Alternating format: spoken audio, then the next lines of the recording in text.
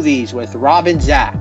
This is a podcast about cinematic oddities where we discuss any media that is too bizarre, abnormal, or off-kilter for contemporary audiences. Occasionally these projects gel. Most times they crash hard into the realm of obscurity.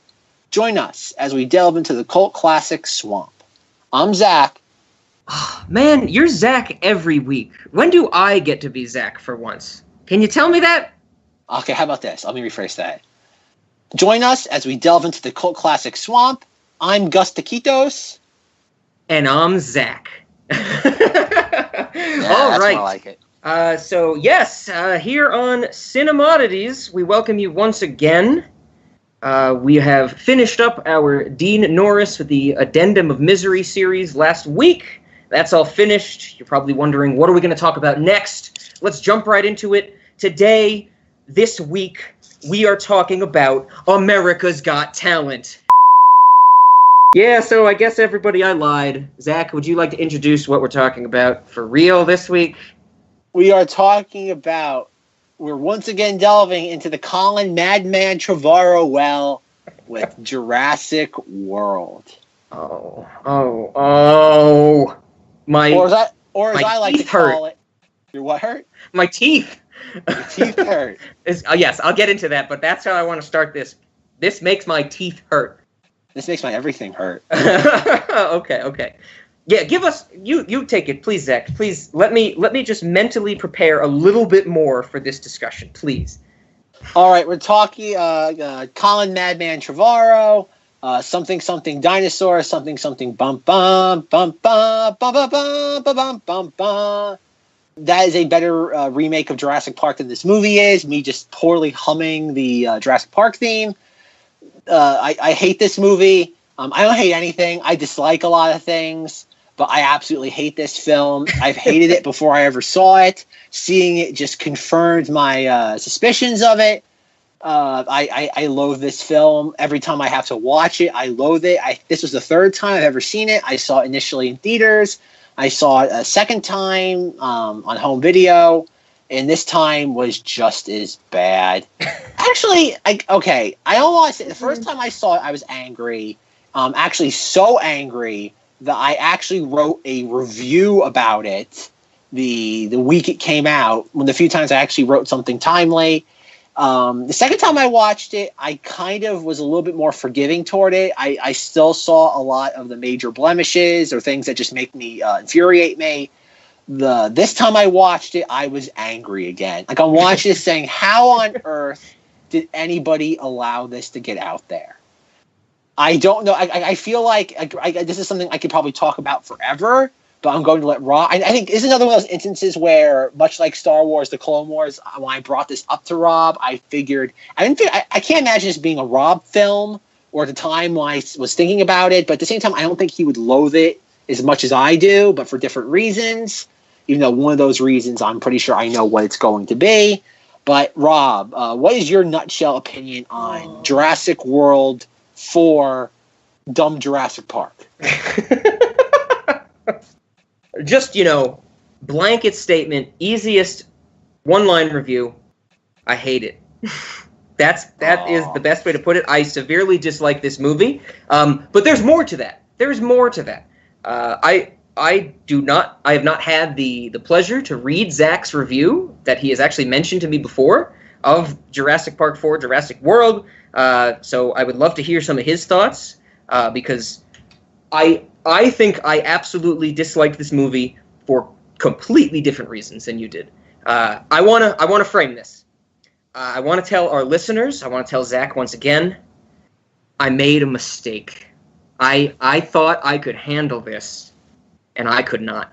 When Zack was like, let's do Jurassic World, we'll do the sequel when it comes out. I guess, I don't know, spoiler alert, that's next week, or whenever Jurassic World 2 comes out, we're going to do that one. But I was like, okay, here we go. I'm going to watch all of the Jurassic Park movies in a row. Like, literally just sit down, queue them all up, bang, bang, bang, watch them all. And for some reason, I thought I could do this. I knew I could do it and survive it. Well, I kind of almost didn't survive it. But I thought I'd enjoy it, almost. I was so wrong. I was so wrong, Zach. I should have listened to you. Peek behind the curtains. I asked Zach to send me copies of Jurassic Park 2 and 3, and he told me no. He told me I didn't need to see these movies, and I did not heed his warning, and I watched them anyways. Oh, and it was a rough time. But to put Jurassic Park 4 in context, this was literally at the end of 5.5 hours of other Jurassic Park movies. I was not happy having to watch another 2 hours of dinosaurs. Does that answer your question, Zach? Well, I guess I'm not puzzled by why you did not like 2 and 3. Whoa. Let's back up right here. The third one's the best one. Oh, really? Third one's the best one by about half an hour. So Jurassic Park 3 is better than Jurassic Park. Because it is half an hour shorter. That's what I'm saying. Oh. It's better by half an hour. It's better by all of them it's better than all of them by half an hour. That's what I'm saying. The third one's not that bad. Like, it has a bum rap. Oh, I mean, William H. Macy. I love William H. Macy. Téa Leoni is just, she's funny to look at, I think. So it's always great to see her in a movie. I think the last movie I saw her in was Spanglish, and that was just a laugh riot. But yeah, so Zach, I think we're kind of on the same page with our dislike of this movie. So I do have things to say about all the Jurassic Park movies. Why don't you like the first one? Why don't I like the first one? Because the only arc in it is have kids and fucking like it. Like, you're a human, reproduce, fucking deal with it. That's the only thing we learn in that movie. There's a good question. The good question in the first one is the big question that they should all focus on. Should we create life just to control it? They spend like 15 minutes on that in the first movie. The rest of it is, Sam Neill, have children with me. Sam Neill, fucking get me pregnant. Have children with me. I'm imitating Laura Dern right there. So really, here we go. The message of the first Jurassic Park movie is have kids and fucking like it. The message of the second Jurassic Park movie, have kids and fucking like it. The message of the third Jurassic Park movie, raptors can talk to each other. The message of the fourth Jurassic Park movie, have kids and fucking like it. So that's another reason why I thought the third one was the best. I've never thought of that before, that every single one of these movies revolves around children. I hate it. I hate the family drama aspect, and that is my downfall. I did not remember this at all. I thought it was just going to be people running from dinosaurs, which isn't interesting to me either, but I can, fucking get high and watch that for 8 hours in an afternoon. The family drama shit was terrible. Every single movie is just, oh my god, there's another set of annoying children, and we have to save them from the stupid nonsense they fall into. And then at the end of the movie, it's just like, what did we learn? That we shouldn't play God? No, that we should love our kids. Fuck that. Like, we don't need a movie to tell us that. We're better than that as a species, right? I have not watched, I watched 2, I think, a couple of years, I don't know, like a couple of years ago I watched 2. Okay. It's a much worse film than I remembered. Oh my god, that's the Goldblum is the main character, and everybody's acting is monotone. Yeah, it's a completely different character than he is in the first film. Oh, holy shit, that is literally one of my notes. I don't think Goldblum was playing the same character. Nice. Yeah, he's not the same character in that movie. Third one I've not seen in a long time. All I know is that they have to go back to. It's funny, it's worth noting that only the first film in Jurassic World take place on the main island. In the sequels, I only have take place 6 on the points secondary for island. the actual movie, and that's one of them. You're stealing my thunder. I thought I was clever for realizing that. I don't know. There's a lot of stuff like that. No, but the first Jurassic Park, I know a lot of people worship the ground that movie walks on. They're like, that movie's 25 years old, and look at the special effects; they still hold up. They're better than anything else that came out during that time period. You watch that first Jurassic Park movie, and those dinosaurs are very clear 90s. You guys, don't get me wrong. I hate people who overanalyze CGI, but if you're gonna make that the sole talking point of the film, I have to talk about it. Not you, but just the general conversation about that film. Yeah, oh, yeah, I don't think the animation or the CGI holds up as well as everybody claims it does. But no, I think that movie does work. I think the characters are fun, even though Rob doesn't like the idea of just, apparently the theme of that film is impregnating Laura Dern. I don't think and you're going to fucking like it. Well, I like the first film. I'm not in love with it like everybody else is. Second film is garbage. Third film has some redeemable elements to it. And the fourth one should be burned at the stake. That's how. No, like I said, I'm indifferent toward Jurassic Park as a franchise until Jurassic World, where the fourth film makes me angry. It legitimately makes me angry the more and more I think about it. See, I really want to know why, Zach.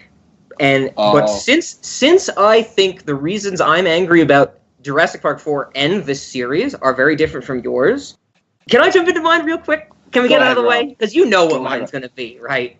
You know what mine's going to be, right? Of course. Mine is, what the fuck is the point of dinosaurs? Who gives a shit? Just like the Titanic episode, I was very much of the mindset, oh my god, why are people studying the Titanic over 100 years since it happened? This is very much, oh my fuck, why do I have to watch a boring-ass movie about children with things that lived apparently 65 million years ago? The whole threshold thing we talked about in our Titanic episode, Zach, this blows it out of the water. Oh, yes. Titanic was 100 years. This is millions of years. Dinosaurs are never okay to talk about. So that was a little Rob Flair. But what I would like to honestly say, and I would like to present, is while I had that thought, even before I watched all these movies in a row, when I knew we were talking about dinosaurs, it really popped into my head, like, what is the point of studying dinosaurs? That's a good question. Whenever you study anything, you should ask, well, what is this useful for? And anybody listening to this should not think I'm coming at this from, like, one of the perspectives of a kid in a math class going, when are we going to use this? I get asked on a daily basis, what do you use your research for? I'm a mathematician and statistician. You know, I lived in Montreal for 3 months, working on something called percolation theory, and everybody's like, well, what the fuck is the point of that? And that had a point. So I'm not coming at this as like, this is stupid, I don't see a use for it, so there is no use for it. I honestly asked myself the question, what do we gain from studying dinosaurs? Have you ever asked yourself this question, Zach? Have you ever thought about what is the actual use of studying fossils? Has this ever crossed your mind? Just learning about the past history of the planet, the creatures that roamed it, yeah. You start to think about those things, right? It's not like nothing comes to mind. You can. So I had the same thought as you. Evolutionary theory, I think, is what you were getting at, right? Sure. We can study our previous history. The layman's way of saying that. Sure. Sure. So evolutionary theory. I thought of that first off the bat. I also thought about medical advancements. I thought maybe there was something that we could tell from, you know, what kind of pigment and cells we do recover from these things, very few and far between. What could those mean for our modern world? And kind of along that same vein, the third thing I thought of was, well, we have the ability to test for chemical composition and elemental composition. Maybe there's elements that existed when the dinosaurs did that don't exist now, that we can discover in fossils. This was basically me thinking to myself, people study dinosaurs. It's not because it's useless. So why are they doing it? This is what I thought of.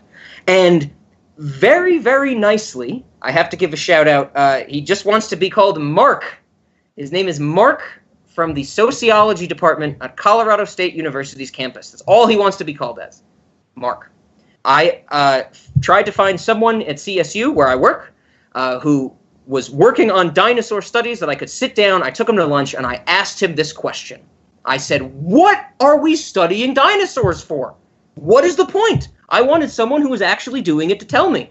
I got two answers. The first answer was, they're interesting as hell.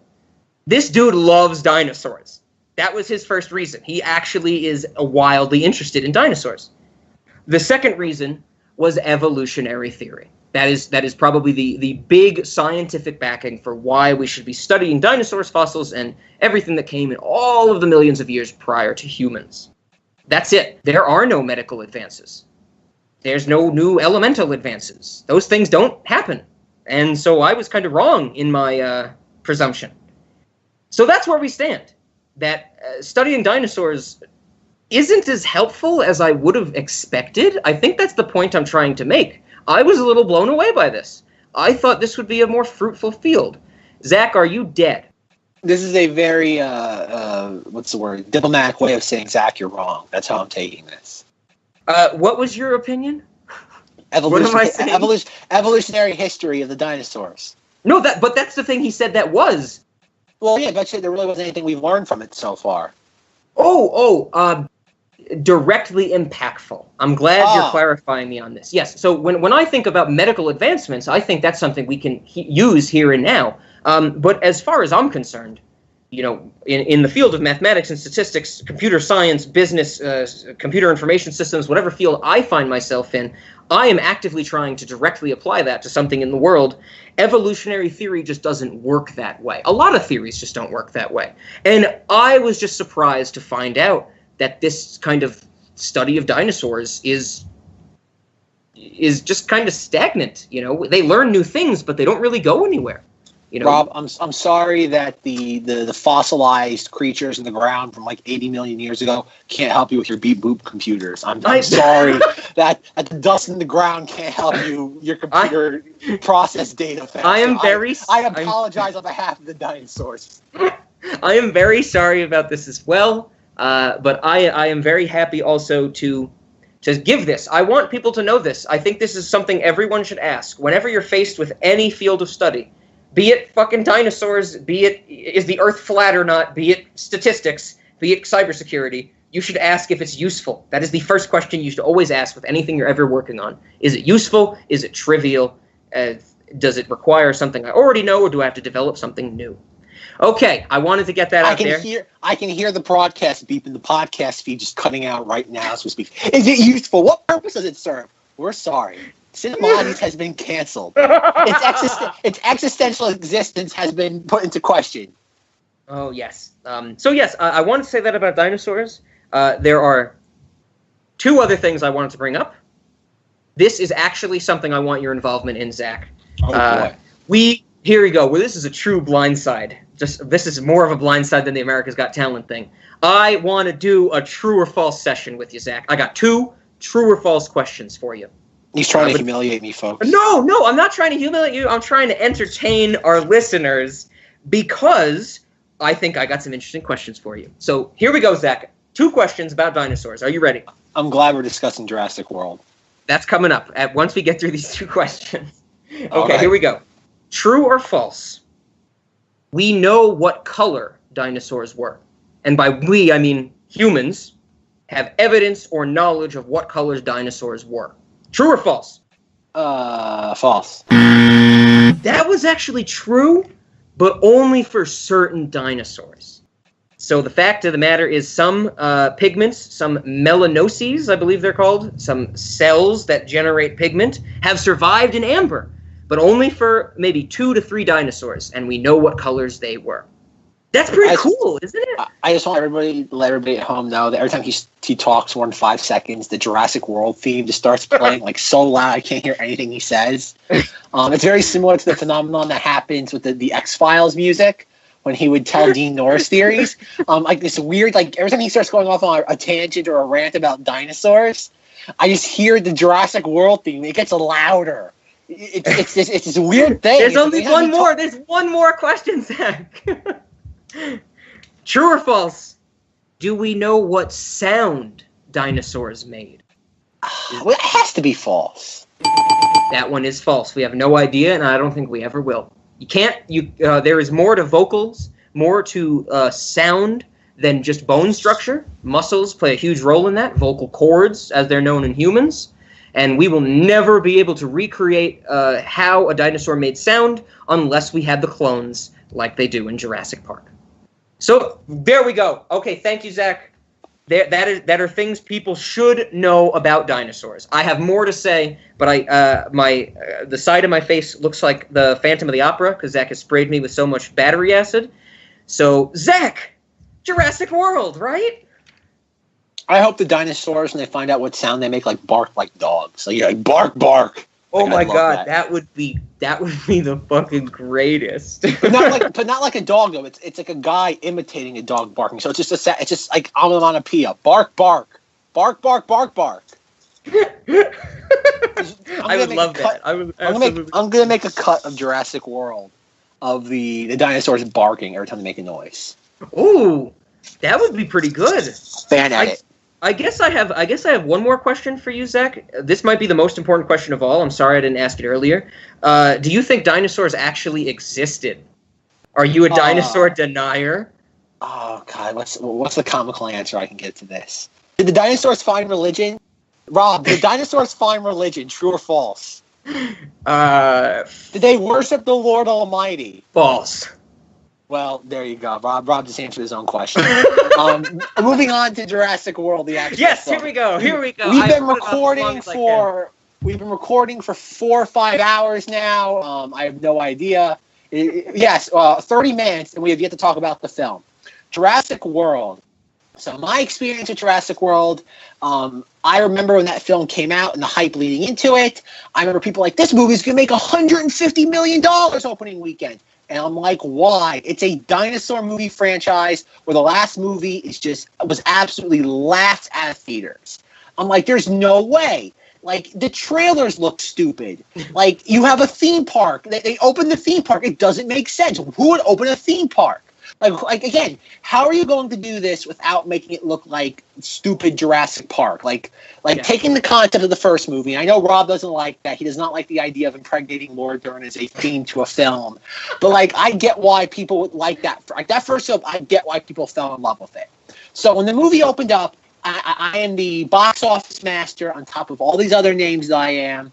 I sat there. It was it opened to the estimates that weekend were $200 million. I'm like, what the hell kind of garbage is this? Because this is before Disney era Star Wars. The only movie at that point that ever made that much money was The Avengers, which makes sense why that movie would make money because nothing like that had ever done before. Getting all these different comic book characters and putting them in a team up movie. That was a novel. And in 2015, the eons ago. The idea of putting a bunch of superheroes in the same movie was a novel concept. Now that is almost as drawn out as having dinosaurs as movie, played out. So I'm like, what is this? The records are coming out, and I'm like, oh, it might beat the Avengers record. And I'm like, it better goddamn not to. And it still pisses me off to this day. This is kind of like Rob and the idea of dinosaurs having an impact on how his computer can process data. But when the records came out, Universal said that Jurassic World made $1 million more opening weekend than the Avengers record, beating the Avengers. And I'm like, what kind of garbage is this? And I'm going to go off into a little bit of a Rob tangent now. Do it. I can't speak for Rob. This is my opinion. When you have record breaking, I believe when somebody beats a record, it should be kind of like how somebody wins a set in tennis or a game where you need to win by 2 scores. Avengers made $207 million its opening weekend in 2012. Jurassic World made $208 and then gets to get the record. I'm like, no, records are not broken by inches. They're broken by leaps and bounds. And that just pisses me off. If you want to sit there and beat a record, you should have to beat it by at least some sort of pre-designated factor or integer. Zach said he can't speak for me, but I'm actually shocked. I don't think I've ever known Zach thinks this way, but I fucking absolutely agree. If you could repeat this experiment, if you could just release Avengers in a controlled environment over and over and over, it wouldn't make the same amount of money every single week.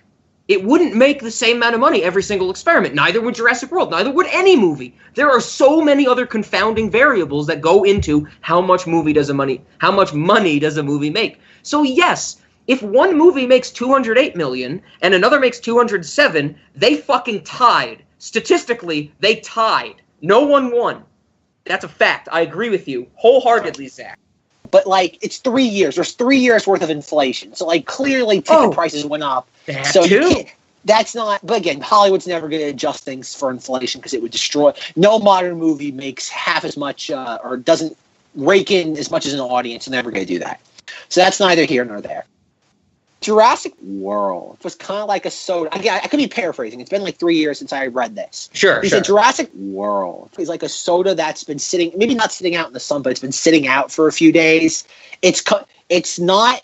It has no, oh my lord, fizz in it though. Mm-hmm. But it's been sitting out so long, it's gonna give you a bad. It'll get you your sugar high, but there's no oomph to it. It's just you've been there, you've done that. It's just again. And I don't even think that's the worst of this movie. You know, I've already mentioned that I watched all these movies in a row, and it just built up my anger. But I mentioned it briefly before about my teeth hurting. I said this movie made my teeth hurt. I want to expand on that a little bit.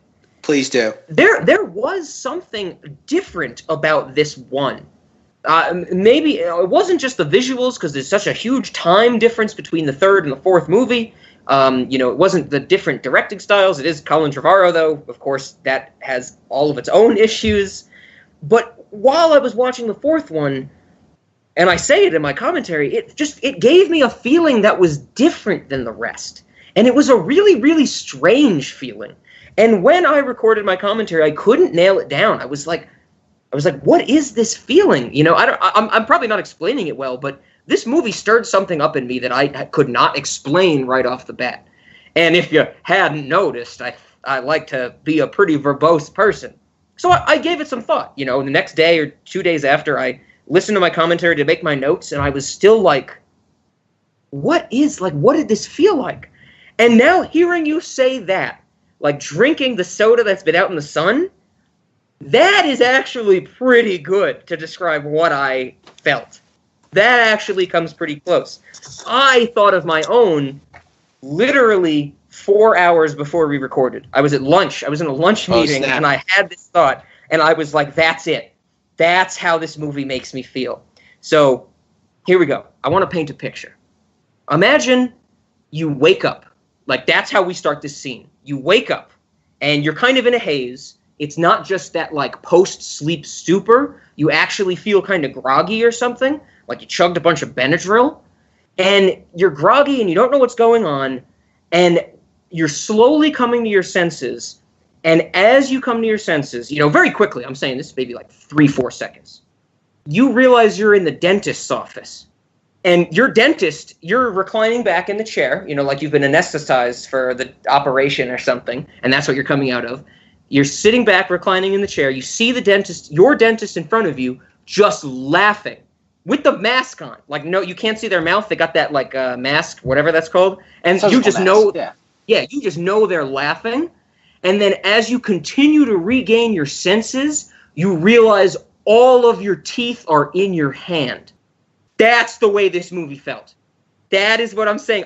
That is legitimately how I would describe this. Realizing that all of your teeth are in your hand and your dentist is laughing at you. I think that is very close to the soda sitting out in the sun, drinking that. That is a great way to describe how this movie makes me feel. I would go a step further. This movie, I think Rob made some valid points. I think mine's a little bit more concentrated or maybe coherent in the sense of my analogy. This is how I describe Jurassic World. Are you aware of Nathan Fielder's show Nathan for You? Oh, yeah, definitely. Absolutely. All right. I think everybody's aware of the fact that he had an episode called Dumb Starbucks. I think Rob's familiar with that. Oh, yeah. And where he did a parody of a Starbucks store where everything, the show and the actual concept of, for people who don't know, Nathan Fielder in his show Nathan for You helps small business owners by creating these weird, like, cockamamie schemes of, like, how to make money using, like, legal loopholes, technicalities. And for this one episode, he told a coffee shop owner, I'm going to make you a store called Dumb Starbucks. And it's taking basically the regular, typical Starbucks store, but just adding the word dumb before it. So you have Dumb Starbucks, the location, Dumb Starbucks coffee, Dumb Starbucks, I don't know what they serve there, like croissant, Dumb Starbucks Nora Ephron CD. It's like all these things. And when I saw that episode after Jurassic World. And as I'm watching this, I'm like, this is exactly what Jurassic World is. Jurassic World is dumb Jurassic Park. It's everything. It's trying to emulate Jurassic Park so much, but it's the dumbest version of that movie.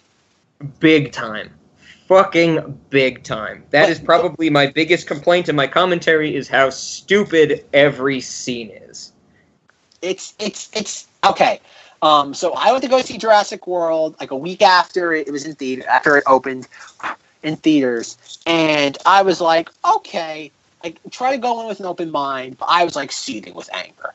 And I can sit there, I chronicled all this because in June, look at the date right now, June 17th, 2015, I wrote a review for Jurassic World. I'm a little disappointed Rob didn't read it, because I figured this is the kind of thing Rob would like lose his mind over reading, because just how over the top and hyperbolic it is. Yeah, but where was this? Like, where was this located? Like, I don't think I saw it in 2015. My review? Yeah, I don't know. Well, I don't remember it. I mean, I feel like posted. I didn't really. I think I posted on Facebook once or twice. Yeah, so that's what I mean. You know, that's not something I'd use frequently. So, like, where would I be able to find this now?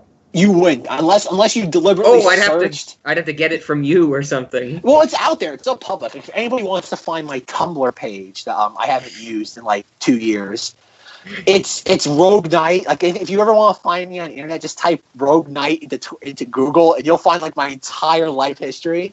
Everybody go 2010. Post. Everybody go post on all his accounts and ask him if he wants a Hummer. What if we add a Hummer? Who is we? I got this. Watch front, Connor. Oh man, call back. No, please don't do that. I'm still scarred. Oh, just on the record, getting right back in the cause. Ever since I blame you, Porg Knight, again, our listener. Ever since I cannot escape that show. It's on TV. Right. I saw Solo again. It was in the pre-show for Solo. I was in Target and I saw the DVD. It's on TV commercials like every 15 seconds. I cannot escape that awful, awful show. This is the double feature of misery. We're going from Claws, which is the TV version of Jurassic World. Maybe not as bad because at least Jurassic World had the template of Jurassic Park to follow and screwed it up somehow. But this is a double feature of misery. Much like how the Claws episode was the addendum of misery, the Denor series, Jurassic World and Claws back-to-back is the double feature of sadness. That's our connection for the two series, misery. Yes, misery. A lot of misery. When Jurassic World 2 around the corner, the misery is going to be, it's never ending. Oh, but God. No. So I wrote a review of Jurassic World. It's like, God, it's like 10 paragraphs long. Like, I was really proud of myself. And to this day, it's probably the greatest thing I've ever written. Because it's so much, like Rob, I'm going to do my Rob impersonation. Yes. I just love people. Okay, I wasn't good. I gotta try one more time. Take two. I just love people who have emotion. I love people who are passionate. People who just love things. And this is me at my finest of things that are passionate. So once again, I'm a little hurt that Rob didn't read this. You probably saw that it was like 14 paragraphs and said F this. No, I honestly just didn't look for it when you told me about it before we recorded this. And I honestly don't remember ever hearing about it before. So the title of the review is Jurassic World, quote, Rant View. That's why I was calling these. I did 3 reviews. I did one for Jurassic World, one for Terminator Genesis. I was going to do one for Ant-Man until I realized there's literally nothing of importance that goes on during that film. I'm just wasting my time. It's kind of like, it's like critiquing a saltine cracker. There's nothing to discuss there. And the last one I did, the third and last one I did, was a stop-motion film called Hell and Back that I'm pretty sure I am one of like 6 people on this earth that has ever even seen that film. Oh, yeah, I don't think I've ever heard of it unless you've told me about it. Nobody has. And it's definitely a Cinemoddity because I wrote another fabulous review for that. Nice. It's not as good as the Jurassic World one, but it's certainly better than the Terminator Genesis one. I think basically all the points I have left about this movie, they're just random nonsense. Talk about the dinosaurs and the feathers. See, I've already even decided not to bring up the whole feather thing. That could be another 45-minute discussion. Feathers. That could be another 45-minute discussion, okay, about the dinosaurs and feathers. That's a Simpsons reference. Oh, that was great. Okay, go for it, Zach. You throw it at me. I will comment. We'll see. Oh, I want to hear the feathers and the well, no, skin rant. That's more. academic and formal studies of dinosaurs. I got through that. I decided to cut all that out. You know, that could be like a bonus thing. I think, you know, I want to talk about, like, there was one thing I liked in this movie, and then we can talk about what it ended. How about that? Well, that goes without saying. There was one actual part of this movie that I really enjoyed, and I screamed about in my commentary. Can I talk about it? Please do. Spoiler alert, I don't even know if this is a fucking spoiler. I barely remember the plot of this goddamn movie. One dinosaur has to fight another. That's the plot of this movie. At a certain point in this movie, it is revealed that B.D. Wong is working with Vincent D'Onofrio. Do you remember this? Yeah, of course. How can I forget? At this point in the movie, I was both so angry, so adrenalized, so drunk, that I just thought of this as the BD-VD combo. The B.D. Wong and Vincent D'Onofrio combo. And so in my commentary, I'm like, we get the BD-VD combo! This has never happened in any other movie ever before, I think. B.D. Wong and Vincent D'Onofrio have never teamed up like they did in this. It's the BD-VD combo. Two of my favorite performers. We got the BD-VD combo. That is the best thing about this movie. The BD-VD combo. Do you need me to say it again, Zach? I think that's going to be the reverse, played reverse during the ending. I have a Jurassic World question that you just brought up. Yes. There's a point, like Rob already mentioned, there's a point in the film where Vincent D'Onofrio goes to B.D. Wong and says, I am taking over now. Indian Peter Hammond is dead. I guess it's not a character. There's no characters in this movie. Nobody's a character. Everybody is his helicopter into glass. Yes, every character in this movie is an archetype. Like, there's no character there. They're just, you could literally just, much like how there's a Guy McFace. There is no Guy McFace in this. Chris Pratt is Hero Man. You have Bryce Howard is female sidekick. You have children that need to be rescued. You have mad scientist. You have war profiteer. You have dinosaurs. Dinosaur 1, Dinosaur 2, Dinosaur, or Villain Dinosaur. Oh, I called it Big Dinosaur. Oh, no, it's Villain Dinosaur, because it's okay, we're going to get into this in a moment. But going back to the BD-VD scene. The BD-VD combo! The BD-VD combo. He goes in there and tells B.D. Wong, I'm now in charge, and I'm taking over. And B.D. Wong just sits there and just kind of like stares into the void. And I'm like, they both work for the same company. They've been working together this whole time. How is this like a plot twist? They work for the same. They both work for InGen, but they're in different. What would it be? Departments. Not even departments, like sub corporations. Like, I guess it's like they're all part of the same parent company. I thought of it, it's like when they report to their job at Jurassic World, they have to go to different locations. I just think of that as departments from academia, but that idea, right? They're going to different sectors or something. Does VD even sit there? Like, because he shows up and Chris Pratt's like, what are you doing here? So, like, he's somebody who's like, and he's like, has no idea what Chris Pratt's doing. He's Chris Pratt's boss, yet he has no clue what Chris Pratt's doing. Like, he sees a bunch of, like, dinosaurs. He's like, I'm going to weaponize these as soldiers. It's like, that's a plot point. Yeah. I see what you're saying. Nobody questions this. I see what you're saying. You're saying that VD is more like a manager that got brought in and, like, it's like, everybody do things my way, where BD is more of the head of that department. Well, yeah. Well, I think they're both heads of their respective departments. But, like, somehow Vincent D'Onofrio has been Chris Pratt's boss all this time. Because I'm not sure if it's said in the film, but the park's been running for a few years. Oh, yeah. So it's not like they're just, like, this is like opening. Like, if this was opening, it would explain a lot of the plot holes in this. And so, like, Vincent D'Onofrio has been aware of this entire time. But somehow he's just now aware of the fact that Chris Pratt is like controlling the Velociraptors or is training them, despite the fact that he's been planning this entire time. It's like there's this weird sort of like logic, like loophole, or like Yeah, like, you're right. Anyway, though, no, You're right. It doesn't make any sense. It makes absolutely no fucking sense. Nothing in this movie makes any sense. No, you're right. I'm kind of upset at myself right now. Once again, like I said at the start, I made a fucking mistake. I decided to watch these all in a row, and this was at the end. I think because of that, not just because of that, but that played a role in it. I focused on like the intra-scene errors. Like when they gave me a 5-minute scene, I was like, oh my god, the dialogue makes no sense. The fucking scene with the big dinosaur where they're like, it's not in the cage! And I'm like, it's in the cage.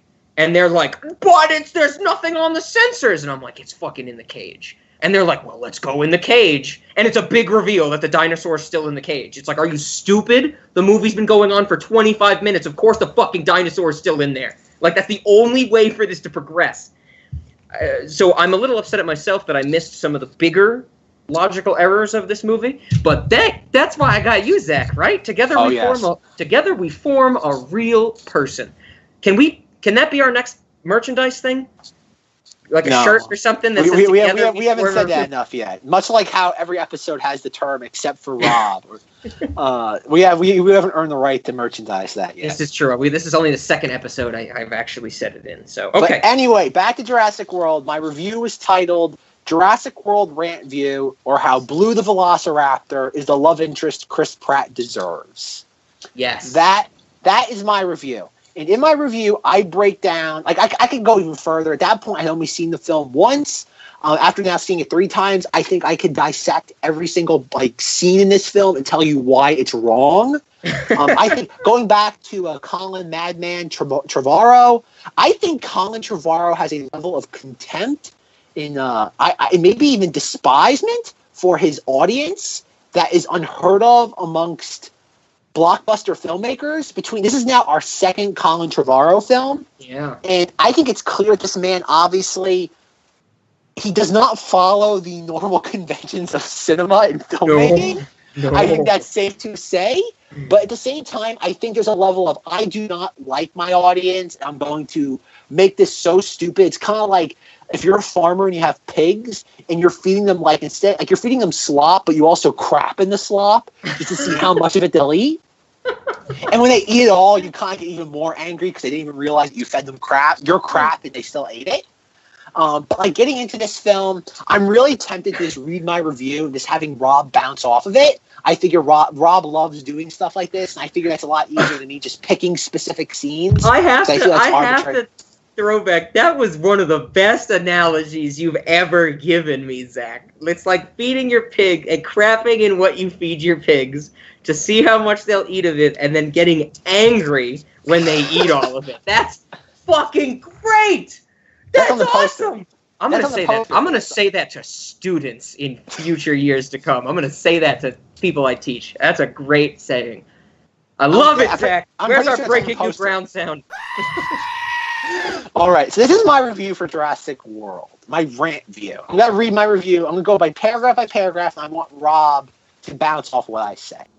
No one walks into a movie wanting to hate it. No one. Only twice have I walked into such a circumstance. The Dark Knight and Jurassic World. As most Americans who viewed The Dark Knight in the summer of 2008, I was blown away by many facets. The complex characters, the grandiose nature of the story, and ultimately the elevation of the source material. As I walked into Jurassic World this afternoon, I honestly did not expect much. The marketing always left me cold, and the reviews only pushed me further away from the film. It's only because I had 2 free tickets to see the film that I decided to take a trip to Jurassic World. Make sure I'm on the same page. You say in this one that you walked into Jurassic World this afternoon. So this review is right after you saw it. Yes. Cool. Okay. You're getting my opinions at the ground level. Right? 3 years ago. Right on. Good. I just wanted to make sure I was on the same page. Okay, I'm with you. Here we go. All right. Paragraph 2. When talking to friends and family about this film, I always referred to it as Jurassic Park because it always looked like a facsimile of the 93 film. It seemed like they took every touch point from the 93 film and copied it over to Jurassic World. One of the first shots in Jurassic World is that of a complete flyover of the park from the famous Jurassic Park gates, accompanied by the legendary John Williams theme swelling in the background. In the 93 film, this was a stirring moment. We were entering the park for the first time. We had no clue as to what was behind those gates, or the chaos those gates were holding back. The gates symbolizing the latch on Pandora's box. In Jurassic World, we get the exact shot with identical musical cues, yet the scene has no more than 1/10 of the impact it did in '93.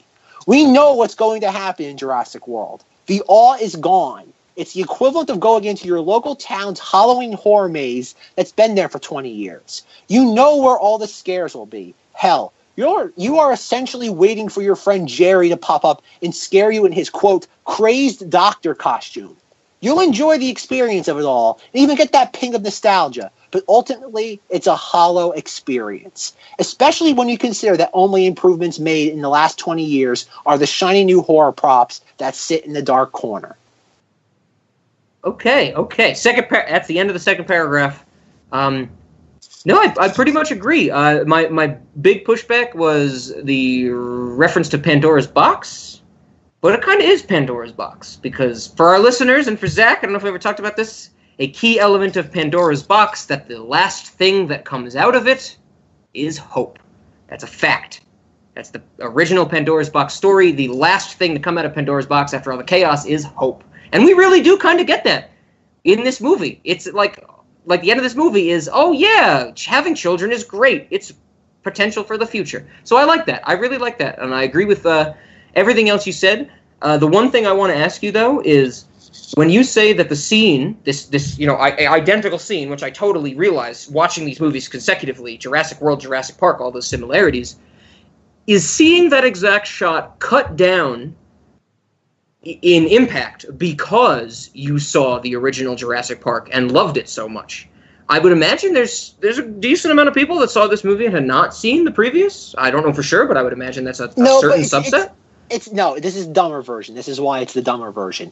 Is that when you first get to that moment in the first Jurassic Park, they get to the gates, and the gates are just so, what would be the thing? They're so I guess not the right word, but nonchalant. There's nothing spectacular. It's just a gate that says Jurassic Park. You're right. And you know, like, okay, there's dinosaurs behind here, but it's forest and there's a gate. That's it. In this, you see the monorail sweeping. It's like it plays like an infomercial almost. It's like the camera is swooping. It's going in and out. The little the boy with the girl hair is like, look, the front of the train. And it's like bum bum bum bum. And as you see the camera swooping into the large lake or the Shamu aquarium, and you have this, and you see the hotel. You see this. It's playing up this grandiose nature. Yet it's the equivalent of going to like a funeral or a wake. You have an embalmed human body. Yes, it looks very pretty, but it's all dead on the inside because the park is good. It's all going to fall apart. Like you know that. Again, this is going back to the Pandora's thing, the Pandora's box. You know Jurassic World cannot exist because a park with freaking dinosaurs that are like 4 stories tall and eat other meat creatures that are carnivores, it cannot exist. Yep. The lore that Jurassic Park has set up.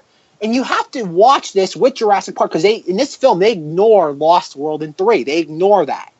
That doesn't exist in the Jurassic World cinema. So, I don't know. Raptors talk to each other. That's basically the best way to reference Jurassic Park 3. Colin Madman Trevorrow said that 2 and 3 don't exist in this universe. Oh well, fuck him. Well, yes, I agree wholeheartedly with that. But okay, no, I like your answer. I like that clarification. That's what it is, though. This movie, it's taking stuff that's already been seen. I would imagine if you polled the audience of Jurassic World, I'd say the majority of people who saw that film have seen Jurassic Park, or at the very least, that's the know all the touch points from it. Yeah, that is a hallmark movie for sure. Most people, like you said before, or one of us said before, regard that as a masterpiece to some extent, and they know about it. Okay, I'm with you. Right. I'm ready. Ready for the next one. Right, paragraph 3. The only facet of Jurassic World that improves on Jurassic Park is the special effects. The visual effects and sets are impressive. The dinosaurs in the actual Jurassic World Park look spectacular. At this point, you're probably wondering, quote, what else matters? Well, a lot, actually.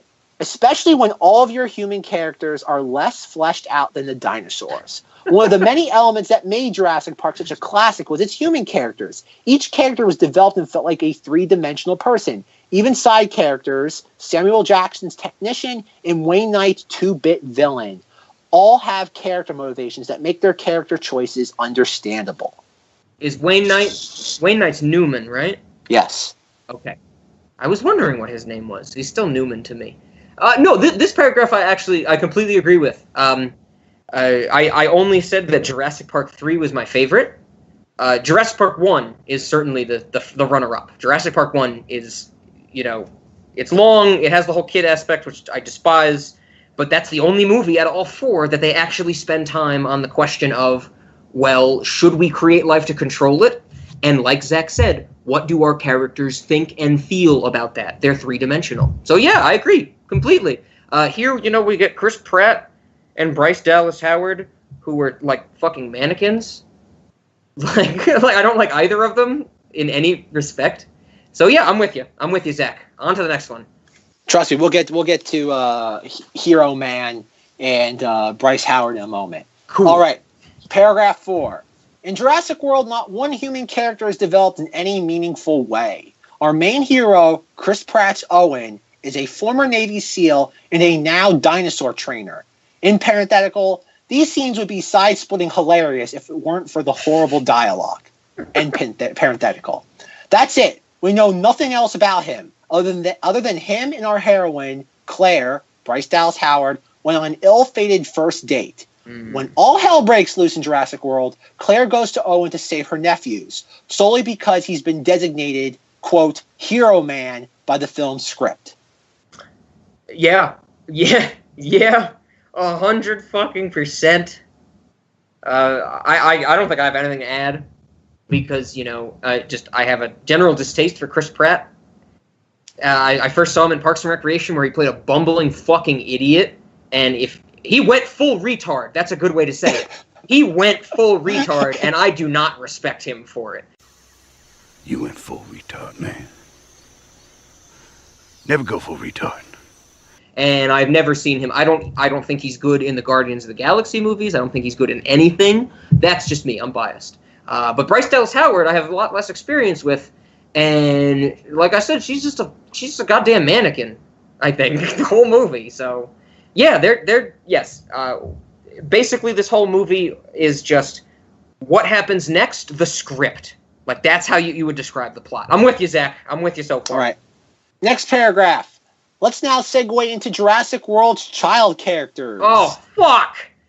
Can we skip this paragraph? Oh, no, baby bird. I'm going to feed you good. So, Jurassic World's child characters. Zack, who I feel ashamed sharing the same name as this character, and Gray. Zack and Gray are Claire's nephews. Zack is generic teenager number 3, and Gray is generic kid who loves dinosaurs. Yeah. These two serve no purpose other than being a reason for Owen and Claire to venture into Jurassic World. Every scene these two characters share makes absolutely no sense. They are there to be our virgin eyes into Jurassic World, showing us the park for the first time. Except, we've been here before. Jurassic Park already explored the splendors of the dinosaur theme park. It's the equivalent of your friend telling you about the first season of your favorite TV show, which you've watched all 10 seasons of and know the dialogue inside out and backwards. You're essentially being forced to consume something you've already digested. Yes. I don't know. I'm not reading ahead. I'm sticking with you, Zack. You might reference this in a later paragraph. But you say it perfectly. Zack is generic teenager number 3, and Gray is generic kid who loves dinosaurs. Wasn't that basically what we got in the first Jurassic Park? We had the little boy who loved dinosaurs, and then we had his older sister who was just kind of along for the ride. Yes, but those characters at least aren't obnoxious, and it gives Sam Neill a reason to care. It gives him a reason. Yes, I'm not saying that they were both equally terrible. They were both terrible because they were children and they had terrible roles. They didn't need to be in this movie. But yeah, even the children in Jurassic Park 1 were very much more fleshed out than in Jurassic Park 4. And that's what I'm getting from what you're saying here. Even though you didn't say it specifically, Colin Trevorrow, once again, this is another example how he copied that same dynamic. He made it monogender. I want to point that out. He lost the female and made it dumber. That's like a hat trick of failure. right? I think the ultimate thing with this movie is Colin Trevorrow was told it's the Force Awakens dilemma. We want a soft reboot of this film. Do that for us. And where JJ, even though I think JJ is a corporate shill, he at least understood what makes Star Wars 1977 work. He understands that movie. Colin Madman Trevorrow does not understand why anything in Jurassic Park works. Yeah, but I'll give it this one caveat. If he does understand how it works, if he does, he absolutely hates it, and he's going to crap in it and see if his audience recognizes it. Yes. That's the only explanation, is that he either does not understand it or he does understand it, and he's intentionally making bad decisions to see how far he can try to put off his audience. But back to Zack. I really wish this character was named something else, and Gray. All they do is explore the park. We see them do exciting things like ride an escalator. When does ride the ride a monorail. start? When does the ride start? This is the ride! Well, I thought you liked that other amusement park, Escalator Land. No way! That park was for babies. Dad, when do we get to the ride? This is the ride! Yippee! But Escalator Land is all the fun of walking upstairs. And even stand in line. Even though it's mentioned numerous times, they have front of the line passes. That's another thing. It's said. Bryce Howard says you have front of the line passes, yet they're always waiting in line for something. My God, how did I not realize this? You're so fucking right. I vividly remember them being told they could cut the line, and I also vividly remember them standing in line. You know why? He screwed that up, right?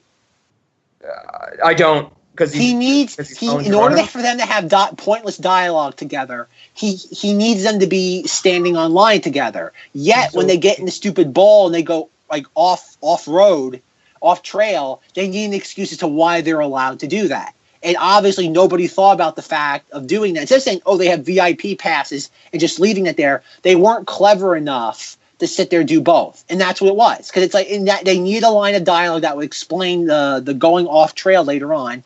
And Colin Madman Trevorrow and his writing partner, Derek Connolly, weren't clever enough to try to reconcile those two things. God. Oh, fuck. This is terrible. It is terrible.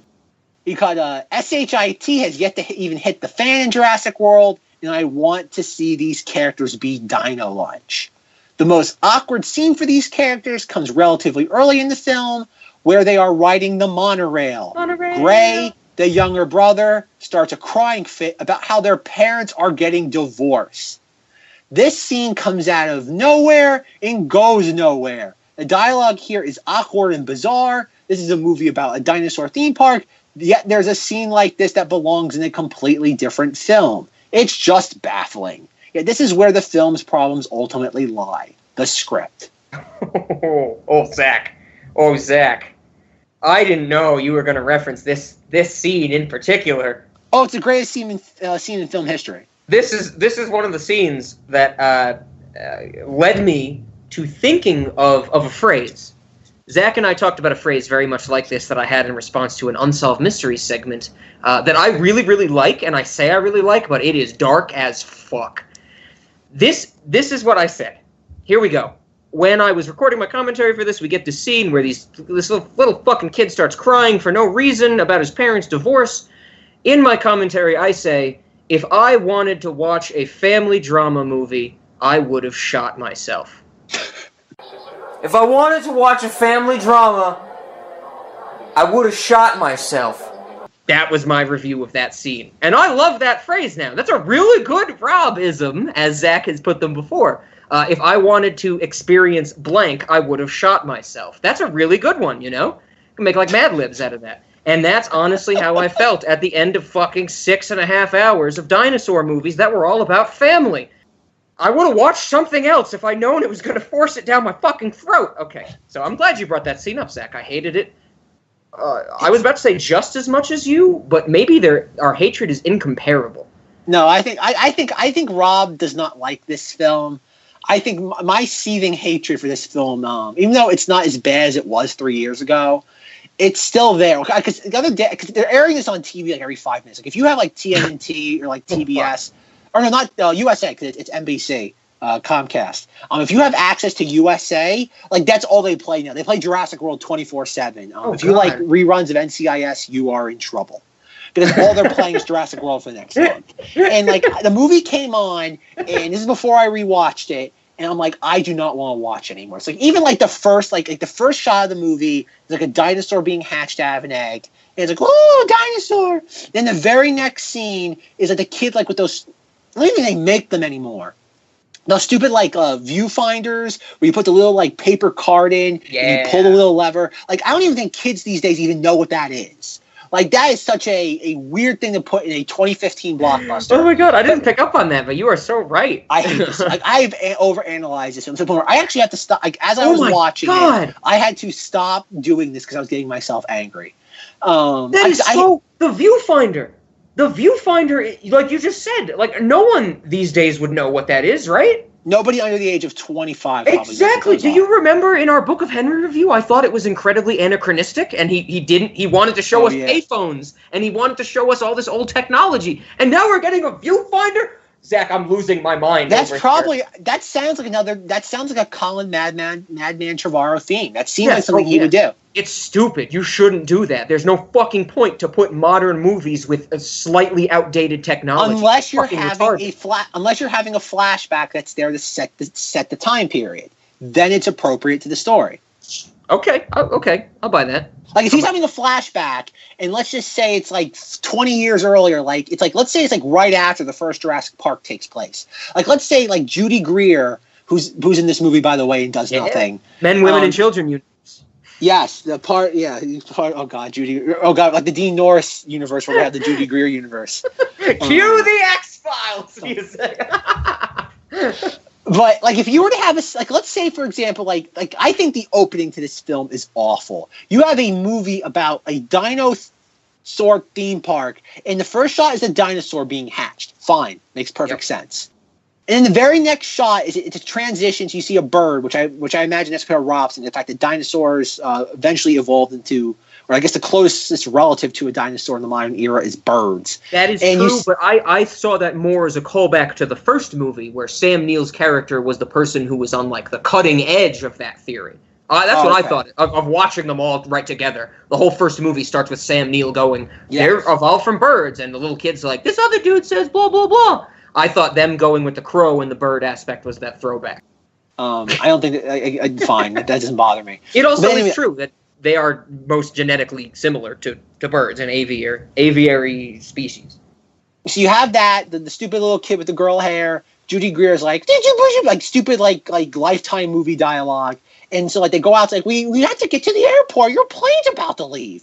And you sit there have like the older son. The one that unfortunately has the same name as me sits there. He's like with his girlfriend, and he's like, "I'm gonna miss you, baby." She's like, "I'm gonna think of you every night." And it's like, why is this in the movie? Why is this in the movie? Why? So it's like, okay, but let's just give it the benefit of the doubt. Like, you're watching for the first time. He has a girlfriend. Maybe like she stows away with him. No. The only quasi payoff this has is that all this, and I'll get to this in my review in a moment, all this kid does is stare at other teenage girls. That's all he does. That's his entire character. He's like somewhat bored being at a dinosaur theme park, and he just likes ogling girls his same age. That's his character. You are so fucking right, Zach. I didn't write it down in my notes, but you saying it made me remember. We haven't talked about it on Cinemodities yet. I don't think Zach has seen it yet, but there is a movie called Escape from Tomorrow that gets a lot of flack because it's of an older man ogling younger girls at a theme park. This movie does it way worse than Escape from Tomorrow. Like, this movie makes it seem creepy. Escape from Tomorrow makes it seem like it's a metaphor. This was way creepier than Escape from Tomorrow. Like, exactly. And even the fucking distance in ages. Like, literally, the dude in Escape from Tomorrow is like 50. That makes it creepy, but Jurassic World outdoes even that with a teenager looking at other teenagers. It's fucking weird. And not even like that, it's weird. It has no payoff. Like, he has a girlfriend, and all he's doing is ogling other teenage girls, and there's no payoff for that. It's established he has a girlfriend, which has no point in the story. We never see her again. At the park, all he does is ogle other teenagers. And then there's another point in the movie where Judy Greer calls Bryce Howard and is like, you have to watch my sons. The older one's really mean to the younger one if you don't stop them. They're with my assistant. She's British, so, like, they invented nannies. Wait, are you crying? This was supposed to be a family weekend, Claire. You haven't seen the boys in forever, and I know how Zack will treat Gray if they're by themselves, and he could just be so mean. And Judy Greer's like crying in front of a meeting or something, like a whole boardroom full of people. It's literally a boardroom full of people. A guy comes out, like motions to her, points at his watch, goes back to the meeting, and we never see Judy Greer again except for the last moment of the film. It's like where she doesn't say anything again. It's established. Like, the older son, he has 3 character traits. He has a girlfriend. He likes looking at other teenage girls, and we never see him do this, but he's mean to the younger brother on occasion, apparently. Yeah. Oh, he can fix old cars. That's also never established in the movie. He just apparently can fix cars, and he can fix a 25-year-old Jurassic Park car that's been sitting in a damp, moist thing by swapping out the battery. Yeah, fuck that. Fuck that, Zach. Fuck that. I was so angry about that, especially after watching the first Jurassic Park, where there's actually lines about how all their vehicles aren't just regular vehicles. Like, they got the shit, it's basically the monorail Jeeps in the first movie that they go on, that they get stranded on, but then there's also the gas-powered Jeeps, but there's even like a tiny line of dialogue in the first movie, I'll have to get the clip in here, where they say it's like a hybrid or something. Hey kids, this is Rob. I couldn't find this clip in Jurassic Park 1, and I don't want to rewatch the whole movie to do so. So who knows if it even happens? Like, fuck you! This kid would never be able to fix that. Even if it was in pristine condition, he has no idea what modifications the original Jurassic Park put on their vehicles. Bullshit. 100%. That car will never get fixed, except by B.D. Wong, since he was in the original Jurassic Park movie.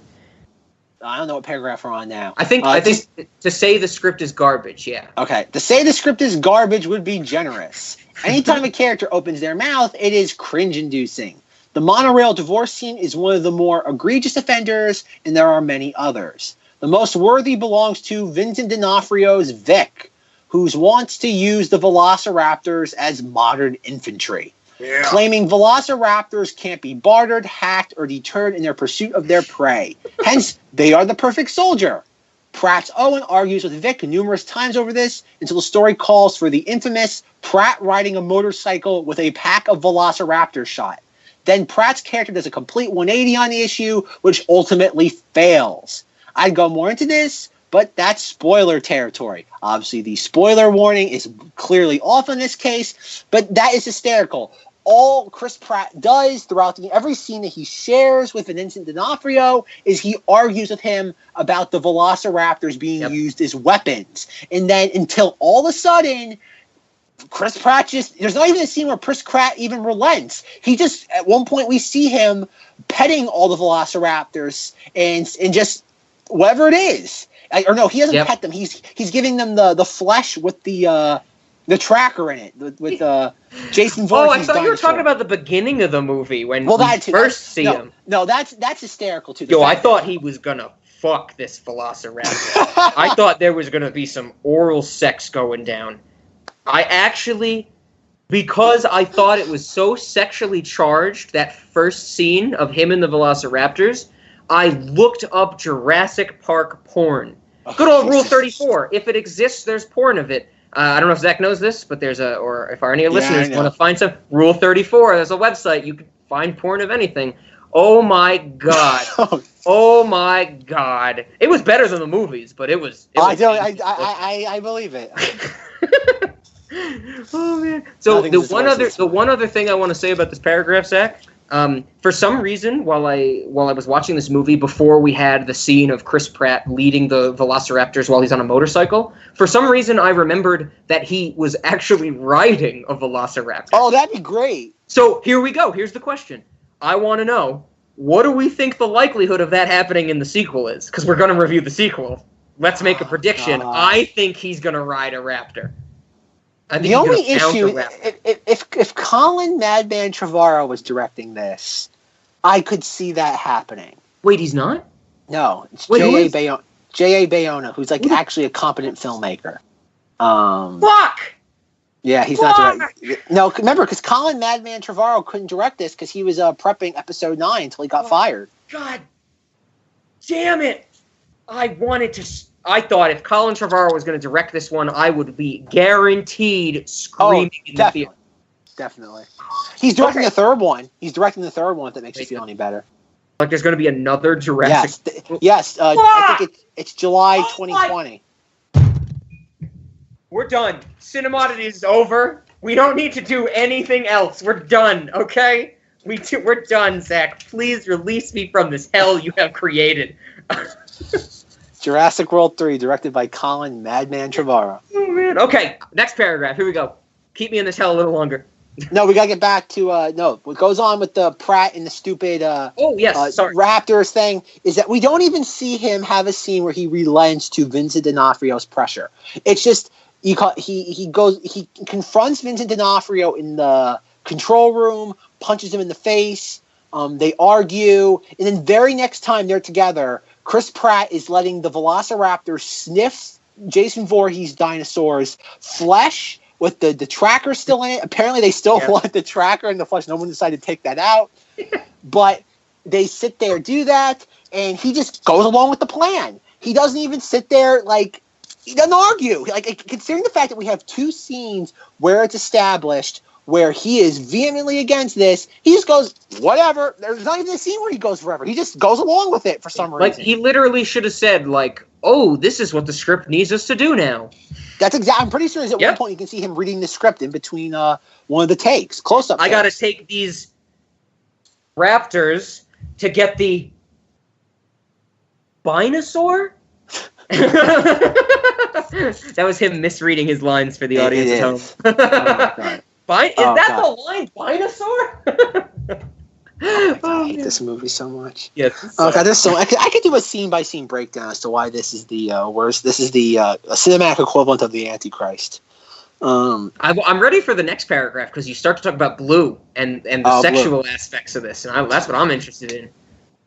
It's worth noting that the title of this is "How Blue the Velociraptor is the Love Interest Chris Pratt Deserves." Yeah, they were. I'm pretty sure in my commentary, I just say the line it's silence, and then me going, "Is Chris Pratt gonna mouth fuck this dinosaur?" And then silence. I don't even follow it up. I keep watching the movie. That's how serious I was about it. All right, because the dinosaur's in a contraption, and you can only see its mouth. What else am I supposed to think? I don't want to think I'm a weird oral sex pervert. So it's a dinosaur glory hole? It's a glory hole for a dinosaur's head. Yes. At the end of the day, the best characters of Jurassic World are the dinosaurs, not only because you have empathy for them, but because they are the only characters that are fun. Pratt's 4 Velociraptors are fun because they each have a name and a distinct character trait. Blue, the leader, and the others follow her lead. Blue plays a critical role in the film, especially the climax. Pratt and Blue have more chemistry than any other 2 characters in the film. It can be argued Blue is Pratt's true love interest in lieu of Claire. Nice. I like that. Quick question. First Jurassic Park movie. Big deal is made that all the dinosaurs they breed are female. Did they mention that in this one? Because you said her for Blue. They do? Okay. Yeah. So they are all there, but are all the dinosaurs female still? Yeah, I think so. Because every time they use a pronoun, it's a she or her pronoun. Okay, but there's no line where they state that once again, right? B.D. Wong in Jurassic Park 1 says they're all female. Like Jeff Goldblum, you're fucking stupid. They're female. You're implying that a group composed entirely of female animals will breed? No, I'm simply saying that life finds a way. Not in this movie? No, not in this movie. Okay, good. That's the one thing I didn't carry over poorly from this film into or from Jurassic Park. Yeah, I'm surprised they didn't make a big deal about it, that it was like a social justice Jurassic Park, that everybody was female, right? Oh, boy. Okay, next paragraph. Here we go. That's even worth noting too with Jurassic World, is that I would say there's one good scene in this film. One good scene. One. Oh yeah, the BDVD combo. We talked about it. No, not that. No, that's in Rob Bizarro World. This is the stables. This is the stables? Really? Okay, what's the good scene then? Because that's the only good scene I picked out. No, the one genuine good scene, not being cynical or being snarky or being jaded, is Chris Pratt and Bryce Howard are walking and they see I don't know the dinosaur. It's a dinosaur with a really long neck, and it's been mauled by Jason Voorhees' dinosaur. Okay. And as it's dying, they are comforting it. It's worth noting in this scene there's no dialogue, which automatically elevates the scene exponentially because there's no stupid stuff coming out of any of the actors' mouths. And you're watching the scene, and I'm pretty sure it's not a digital effect. In the close-ups when they're holding its head, it is a practical effect.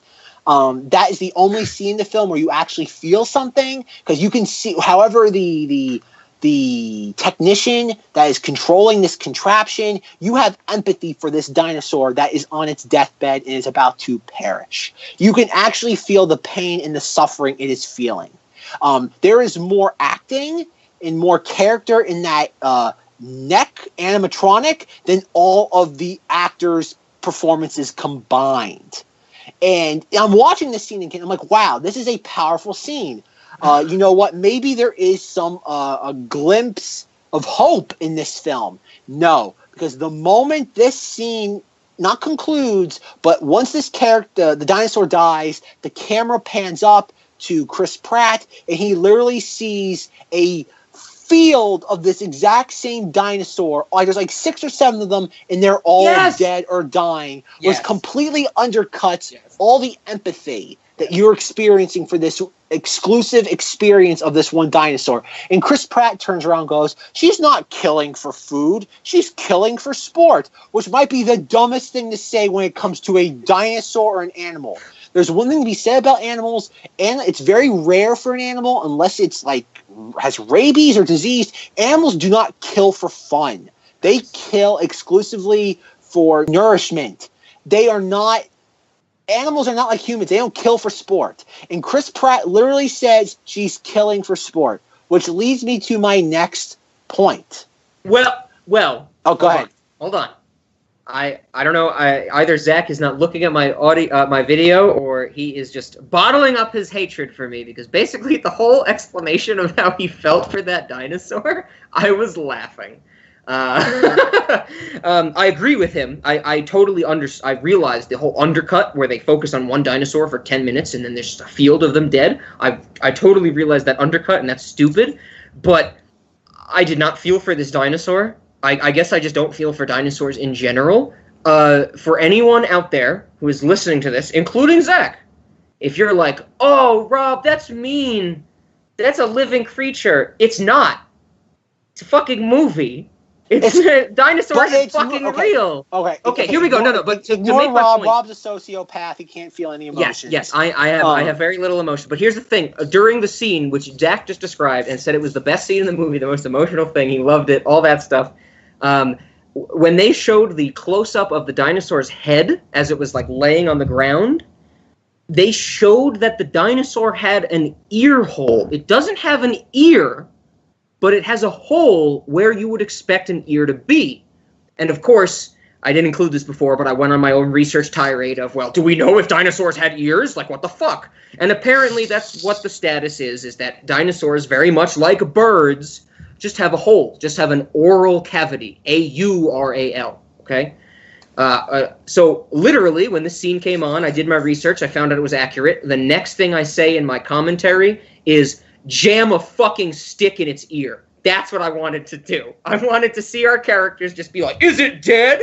And jam a stick into its ear and have it scream in pain. So, Zack, we could not have had different responses to this scene. All right, so sociopathic Rob aside. No, this is different because it's a fucking dinosaur. No, it's not. If it was a dog or a cow, it would be completely different. This is just a literal fucking. This is a person's. We have no idea what dinosaurs look like. We only know what 2 or 3 of them colors. But it's a living creature. That's the point of it.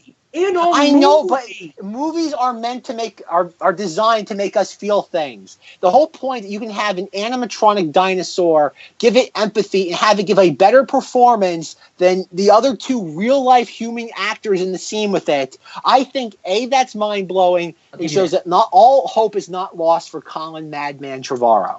Because if he's able to putting aside Rob's lack of empathy for living creatures, cinematic or not, the scene works because the music's right, the actors are barely in the scene, and when they are involved, they're not opening their mouths and spewing stupid dialogue. It works. It works for what the scene's going to convey, but the stupid dialogue ruins all of it because between that and the fact that this experience our characters just had together is completely now normalized because it's happening across the entire field. There you go. But anyway, back to the paragraphs of the review. Yes. I'm not a sociopath for wanting to hurt dinosaurs. Dinosaurs basically aren't real.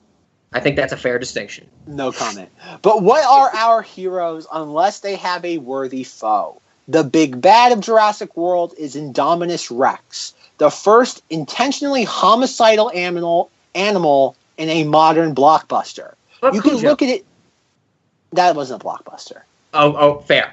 Sorry, I'm sorry. That was my bad. With homicidal animals, but not of this size. That was my fault. I'm sorry. I guess I might have to take that back. No, Cujo wasn't. Cujo was famous to Cujo's a cult classic. I don't think Cujo had a great theatrical release. Let's take out Cujo because Cujo also had rabies. Cujo had rabies, and that's understandable for that. It was an animal afflicted. Absolutely. I'll take that comment, and I'll say Jaws.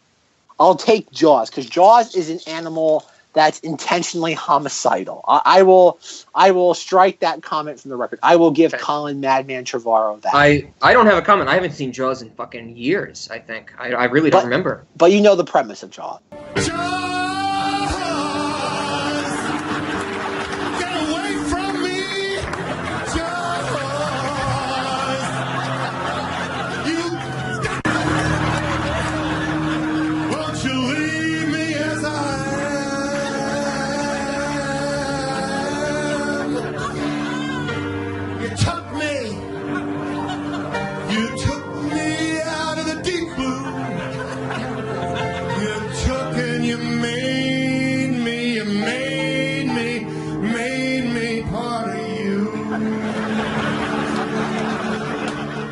Yeah, we need a bigger boat. Yes. Okay. You can look at Indominus as the dinosaur version of Jason Voorhees. Indominus kills anything in its path simply because it's bad. Nice. Another baffling decision made by the script. Indominus is eventually taken down by Pratt and his gang of misfits. The climax, one of the few bright spots of the film, is so over the top it will be nearly impossible for the inevitable sequel to top. Are you talking about the dinosaur fight scene? Yes, the dinosaur fight scene at the end of the film. That's fucking stupid. It's stupid, but it works on a crowd-pleasing level. Absolutely does it work on a crowd-pleasing level. It does not work on me watching it in my fucking apartment. Even though I have a pretty big TV, which I still think is too big because of Gremlins. Whoa. Honey, get my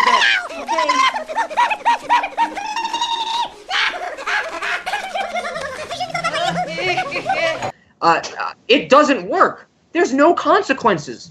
It's 2 animated creatures fighting, and it's we got the T-Rex and a bigger T-Rex.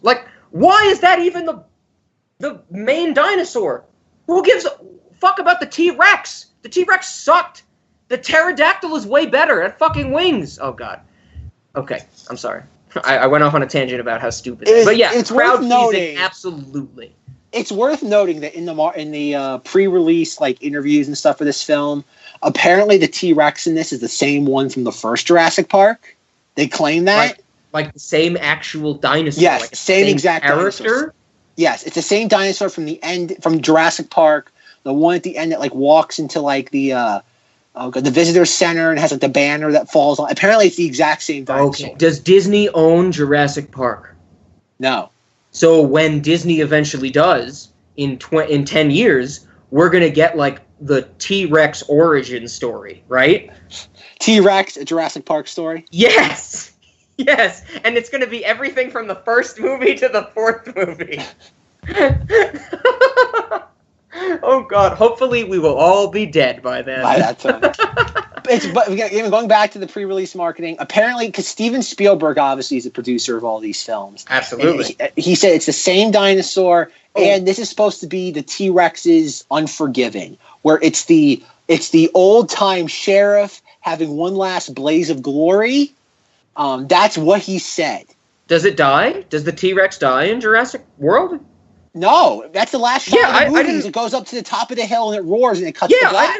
I didn't think it died. And it's in the sequel. It's in all the trailers of the sequel. They keep fuck. That's what. If you look for the trailers of Jurassic World 2, it shows like Chris Pratt and Bryce Howard are like running away from something, and it's about to kill them. And the T-Rex shows up, kills the dinosaur, and roars. So that, and it's also, and they must save the dinosaur because in the second trailer it shows like Chris Pratt like petting a T-Rex in like its cage. So they obviously save it from the island too. Well, a big plot point of the second movie is that they go back to the Isla Nublar to save the fucking dinosaurs from a volcano. Yes. Like. So I read that, and that makes sense. What you're telling me makes sense with that information, but that's fucking stupid. Why do they need to save the dinosaurs? Don't they all exist on the other islands still? I don't think the other islands exist. Because the second and third movie aren't canon Oh, anymore. God, that's right. Oh, okay. Please keep reading your review, Zach. Okay. I'm going in fucking circles at this point. Okay, okay. I have many more qualms with this film, and I cannot do them justice in this writing. The most noteworthy being Claire wearing high heels throughout the duration of the film, you for noticing which leads her through so many varied terrains that shocking that she doesn't break both of her ankles at some point. Yep. The most hilarious visualization of this is a full body shot of her literally running away from a T-Rex while wearing 3-inch heels. But these are other issues that will have to be dealt with another day. Absolutely, and I think in the same scene when she begins running away from that T-Rex, earlier in that same scene, we basically get the closest thing to a jump scare this movie has. A dinosaur pops out of water or a wall or something stupid like that, and Bryce Dallas Howard hides behind Chris Pratt. Fuck you, movie! Don't start it with saying, Bryce Dallas Howard is such a female empowerment figure. She wants to run the dangerous dinosaurs. And then have her hide behind our male figure. Fuck you. Either she's strong or she's not. Don't pick one based on the scene. Pick one based on the movie. But, Rob, you forgot. At one point, Chris Pratt's being attacked by a pterodactyl, and she takes the gun out and shoots it 3 times while he's being attacked. Well, that was pretty funny. Yeah, I'm pretty sure that in my commentary, my response was she should have let him die. I think he should have got carried away by a pterodactyl. We see in that same scene, I think, or earlier in that scene, another thing that absolutely baffled me, speaking of dinosaurs and what we know about them, we literally see a pterodactyl pick up a baby triceratops, fly it over water, drop it in the water, dive into the water to recover the same thing it just dropped, and then fly off with it. 1, we have no idea that's how dinosaurs hunted. We have no clue. That's something, just like the sound they make, we are never going to know. 2, that is literally against all of evolutionary theory. Zach, can you back me up on this? Why would an air creature throw its prey into the water so it could dive into the water just to return to the air? I think it drops her. I think it's an intentional drop too. That's what I'm saying. I don't think it's caused by something. I think it drops her, but it loses its grasp of her. No, I disagree. I think it is one continuous shot of this pterodactyl preying on a weaker dinosaur. I think that is the point of that scene. Oh, we're gonna have to rewatch and do some clips or something. Whoa. Are we talking about the point where the nanny gets dropped into the water and the giant dinosaur eats her and the pterodactyl? No. This is another dinosaur being picked up by a pterodactyl. I'm fairly certain it's a baby triceratops in like the petting zoo area. Oh. and the pterodactyl drops the baby Triceratops into water as it flies away from the dock, drops it into the water, dives into the water, picks it up, flies back out. Fuck you! Fuck you!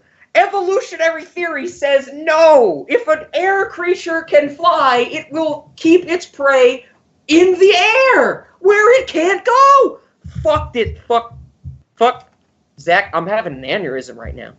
I'm having a goddamn aneurysm about how much I hate dinosaurs, but how much this movie makes me angry that they couldn't portray them in a reasonable fashion. I'm losing my mind, Zach. I'm losing my mind. I think you have one paragraph left in your review, Zach. Yes. To call this film flawed is kind. I love cheesy movies. I love bad movies. There's a charm to something that goes so hilariously off the rails, which I think is the thesis to this podcast. Yet Jurassic World is not an example of this. Halfway through Jurassic World's 124-minute runtime, I was pretty sure I lost my mind.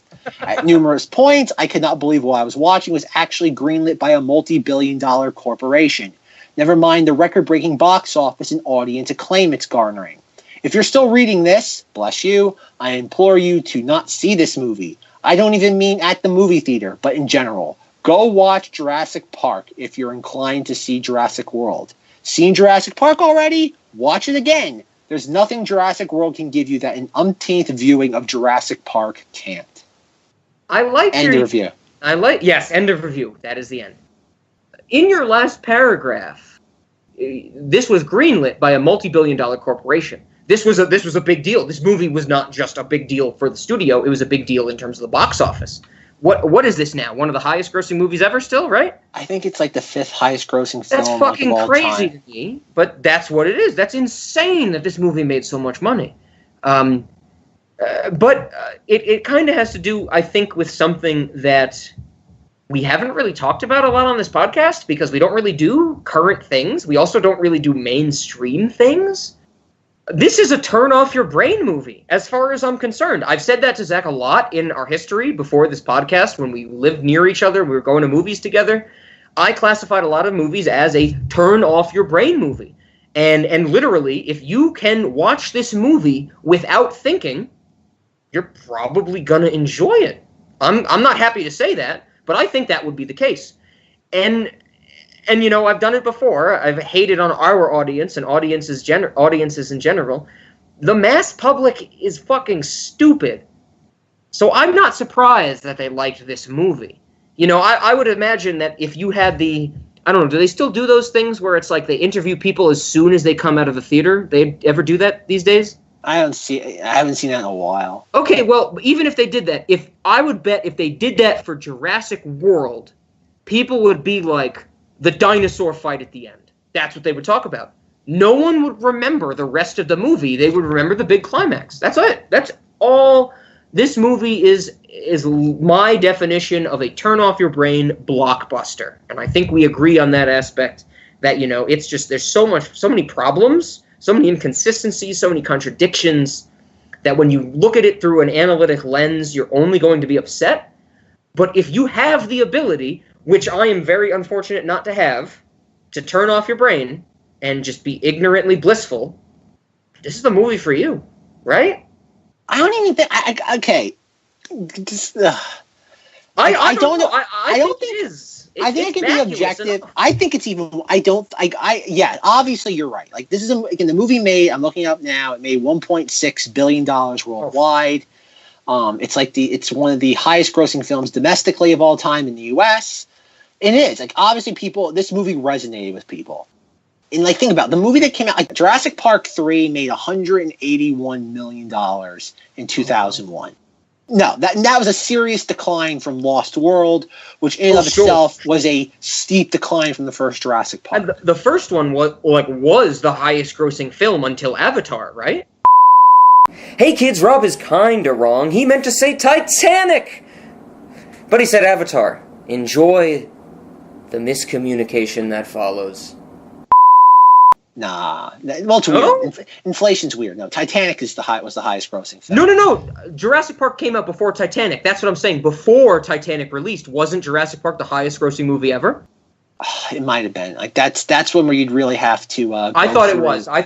It's possible. If Zack isn't on the ball with that. It might not be the case. I thought it was, but go on. That's where you'd have to go through. You'd have to go back through time and just kind of discern that. Yeah, it would be a research project, but it was 4 years. Titanic came up 4 years after Jurassic Park. Yeah. Because now there's things like E.T., E.T., Star Wars, things like that had multiple releases. That's so true. It's really hard to like Lion King. Lion King I think made more money than Jurassic Park. When did Close Encounters come out? Like 82. Oh, okay. Wow. Okay, I'm fucking up that timeline. I don't even that was 79. Oh shit. Okay, never mind. I'm sorry. I'm making a fool out of myself talking about my Spielberg. What else could I horribly misalign? When did Catch Me If You Can come out? Did that come out next to Jurassic Park? 2002. Winter of 2002. Okay, I'm sorry, Zach. I'm derailing you. No, it's all right. No, but like I said, Jurassic Park 3 made $181 million in 2001. There's a thing called like a dusty property, when like a movie series or franchise has like no sequels for a while, and you kind of blow the dust off of it, and you make a new one, and so you have Jurassic Park series. Every single movie's a decline. Every movie is more disliked than the previous one, and you have that though. But then you take Jurassic Park 3, and then 14 years later you make a sequel, and it makes like 4 times the amount of money the last one did. And that just blows my mind because like obviously it's tapping into this weird sort of blend of nostalgia and new audiences. It's the same thing that happened. Like I remember when Jurassic World came out, because this came out like 5 months, 6 months before The Force Awakens. Everyone's like, oh man, like how can The Force Awakens survive in the same sort of climate where the cinematic nostalgia itch has been scratched? And I'm like, there wasn't that much hype. Like when it's kind of like the same thing that happened with Black Panther. Like there was hype for Black Panther, but not the same level of hype there was like for The Force Awakens, where you could feel like there was this phenomenon. Not to bring this back to Star Wars, but like in the month before The Force Awakens came out, like you could feel the air being sucked out of movie theaters, just waiting. Like it's funny. The last Hunger Games movie came out in November of 2015, and like everyone's like, "This is good, do like fantastic numbers," and like it didn't do bad, but like compared to like the other films in that franchise, it did not make a lot of money. And then like that same November, James Bond Spectre came out. Like the previous James Bond film, Skyfall, made like $300 million in the U.S. and over $1 billion, which a Bond film had never even come close to doing in its history. And so like, people are like, oh, Spectre's going to do great. Hunger Games is going to do great. Like, how's Star Wars going to deal with that sort of competition? And like everyone noticed, Spectre made like $130 million less than Skyfall. Hunger Games made like $80 million less than the previous entry, which had made even less, like a significant amount of money less than Catching Fire did.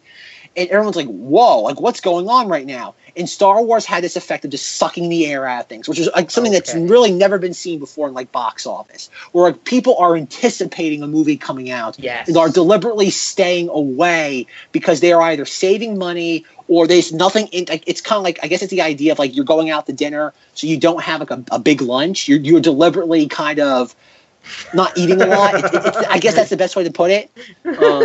And so like Zach lives in a place where marijuana is illegal, so that makes sense there. But it's kind of like going to a wedding. Like if you're going to a wedding, you're not going to have like a huge breakfast before you do that. Like you are deliberately. You're not speaking my language at all. Okay, I'm not speaking his language. If you are not gorging yourself on every meal, you're failing as a human being. Okay, there you go. No, but Zach, If you have more to say, please say it. But I really love this aspect that you're giving us. I think this is something that I've known about you for a long time, which you've never brought up on this podcast. As far as I'm concerned, Zach is more reliable on box office predictions than any other source to me. He's been wrong, sure, but he's been right way more times. He talked a lot about his maybe not behind the scenes, but all the things he thinks of when it goes into these movies and how much money they make. This is something I have absolutely no fucking idea about. And I'm glad you brought it up because it's literally my last point on my notes before snacks. How much money do you think Jurassic World 2 is going to make? And I'm sorry if that is not the right question to be asking. I'm very naive in this respect. box office opening weekend, Jurassic World 2. Zach, can you please give us your opinions, your hot takes, your predictions? I would love to hear them. Oh God, I've wondered that a lot lately. I figured this is something you've been working on for a while. When it comes to box office, people have to realize you can't just pull things out of a hat. You got to look at previous movies, things in the same genre performed at the same level of like anticipation for it. And you do go off the tracking. Hollywood obviously has tracking that the industry trades, the Hollywood Reporter, Deadline. You go off what their things are, and you say, okay, you can kind of spitball from there. Some of them are easier than others. Jurassic World is a weird one, or Jurassic World 2, because the first one kind of exceeded everybody's expectations. Okay. And so it's like, okay, where do you go? Like when your film opens to $206 million or $208 million, where do you go from here? Usually, you can only go. When you say opening, sorry, once again, just to clarify, when you say opening, you mean first weekend? Yes, opening. Like that $208 million first weekend. Yes. Was that's Thursday to Monday. Thursday to Sunday. Thursday night to Sunday. Yeah, that's Sunday. Okay. That's opening weekend. Gotcha. Like usually you can get a ballpark idea. Usually there's articles I see. I have not seen any. Jurassic World definitely is on the tracking boards. Things usually don't show up on the tracking boards until a month before release because it's too hard to gauge beyond that. Usually how tracking works with most films, depending on what they are, like the Marvel films, when the Marvel film shows up on the tracking, it can only go up from there. Like Black Panther showed up on the tracking boards at like 120 million, and that made like 202. Yeah. Solo was one of the few examples where a blockbuster showed up on the boards at, I think, 150 million, and it went down every single time in subsequent news stories.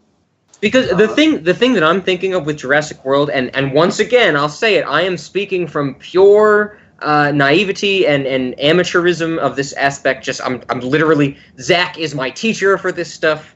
The thing that comes to mind for me is, well, the first one was incredibly successful. The first one was wildly successful. Like Zack said, it exceeded expectations. So one, I think we're going to have the coattail effect. I think that's a big thing, not just in movies, but in reality. I mean, you look at the top 50 grossing movies of all time, and fucking Iron Man 3 is on there. I think that is solely because it came after the Avengers. Yeah. It's a coattail effect. So that could happen. But at the same time, this is a direct sequel. The Marvel movies have that kind of shield built around them that they are not sequels, they are episodes in one big saga. This is a sequel. So I don't know what to think. Kind of the coattail effect versus the sequel effect, with how much we know sequels kind of drop off in a lot of cases, or at least that's what I'm aware of. I'm not sure, and that's kind of why I asked Zach's opinion, because I really don't know. I have no idea what kind of crowd to expect. Like I've mentioned many times, or maybe one time, we will be reviewing the new Jurassic Park movie the Monday after it is released. That's when our review is going to come out. And, I'm kind of trying to gauge what our audience is going to be like. Am I going to have a rip-roaring, raucous crowd? Am I going to have kids excited about dinosaurs? Am I going to have stoners that I can smoke weed with in the theater? Like I really don't know. You're gonna have more of a crowd than Solo. I can tell you that much. Well, I think that goes without saying. That goes without saying. Guaranteed. I had my own fucking row when I saw Solo. No, from what I'm looking at right now, the current tracking for it, this was over a month ago. I don't know how much it's changed. Around 130 to 150 million for opening week. Yeah. Around there. Now that's what you're reading or predictions. That's not your prediction. No, and then that's what mine would probably be. It depends. I haven't read anything, because it's also worth noting that there really hasn't been a super seismic blockbuster. Usually, you get about one or two major heavy hitters each summer. Usually, and the problem is that only one can usually survive within maybe 6 weeks of each other. Okay. Obviously, Infinity War blew the hinges off the door. Deadpool is eking out a nice little niche for itself. That's exactly what I was about to ask. How is Deadpool 2 faring? Because that was such a big hit, the first one. Yeah, the first one, it's doing well for an R-rated picture. You can't take that away from Deadpool. But Deadpool kind of hit a wall. It's not doing phenomenal, or not doing as well as the first one. Plus, Solo took a bite out of that, and plus Deadpool took a bite out of Solo. Deadpool will be successful. Solo will not. Solo is dying a dog's death as we speak. But it's also worth noting, too, you do have a bunch of weird counter-programming going on in June. You have Ocean's 8, which is going to take away some of your female audience that likes this sort of thing. Is that the same weekend as Jurassic World 2? No. Ocean's 8? Ocean's 8 is this weekend. Oh, Ocean's 8 is this weekend. Okay. This weekend. Next weekend is Incredibles 2, which is going to eat a lot away of that family audience. Think about it, there's not been one family film.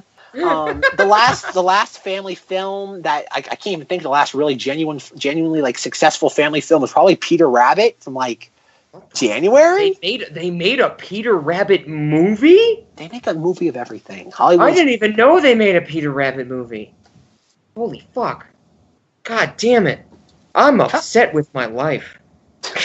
No, Jurassic World 2, it's definitely not getting to $200 million. I think that is safe to say. So I would like to give my prediction. I would like to go on record, even though when we review Jurassic Park 2, when we record it, we will not have these numbers, so we won't be able to comment on it. We'll have a good idea. We'll have some forecasts, sure. We'll have the first look.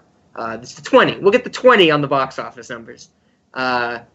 Here we go. I want to go on record saying how much money I think it's going to make. Are you ready? I had this thought. This is in my notes. This is before we talked about this. I'm a little more worried about my prediction now that we've talked about this. But I want to go on record, and I want to say opening weekend, $210 million. That's what I want to say. I'm sticking with it. I'm sticking with my gut. That's just a gut. Zach knows I'm a fucking plebeian at this. I have no credibility, but that's what I want to say. 210. We'll see how it goes. It's worth noting that from my understanding of blockbuster cinema and box office, that's only ever happened once, where the sequel or the immediate follow-up grossed more in its opening weekend.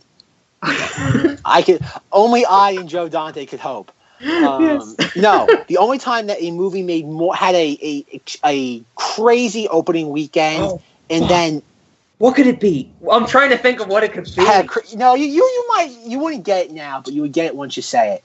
Once I say it, had a crazy opening weekend that nobody saw coming, and it had a very Terminator 2. Yes, but not today's. That's not modern. I'm talking. That was not the one you were thinking of. As well. I'm thinking modern blockbusters. So last 5 to 10 years. The last one that had that was the Hunger Games. Oh, I never would have guessed that. Hunger Games this is a fun one. I remember at the time kind of like really, I was surprised by this, like genuinely surprised, like how much I knew there was anticipation for that movie, but I never knew it was so rabid, that fan base. Oh, okay. And the first movie opened to $152 million, which I don't think anybody saw coming.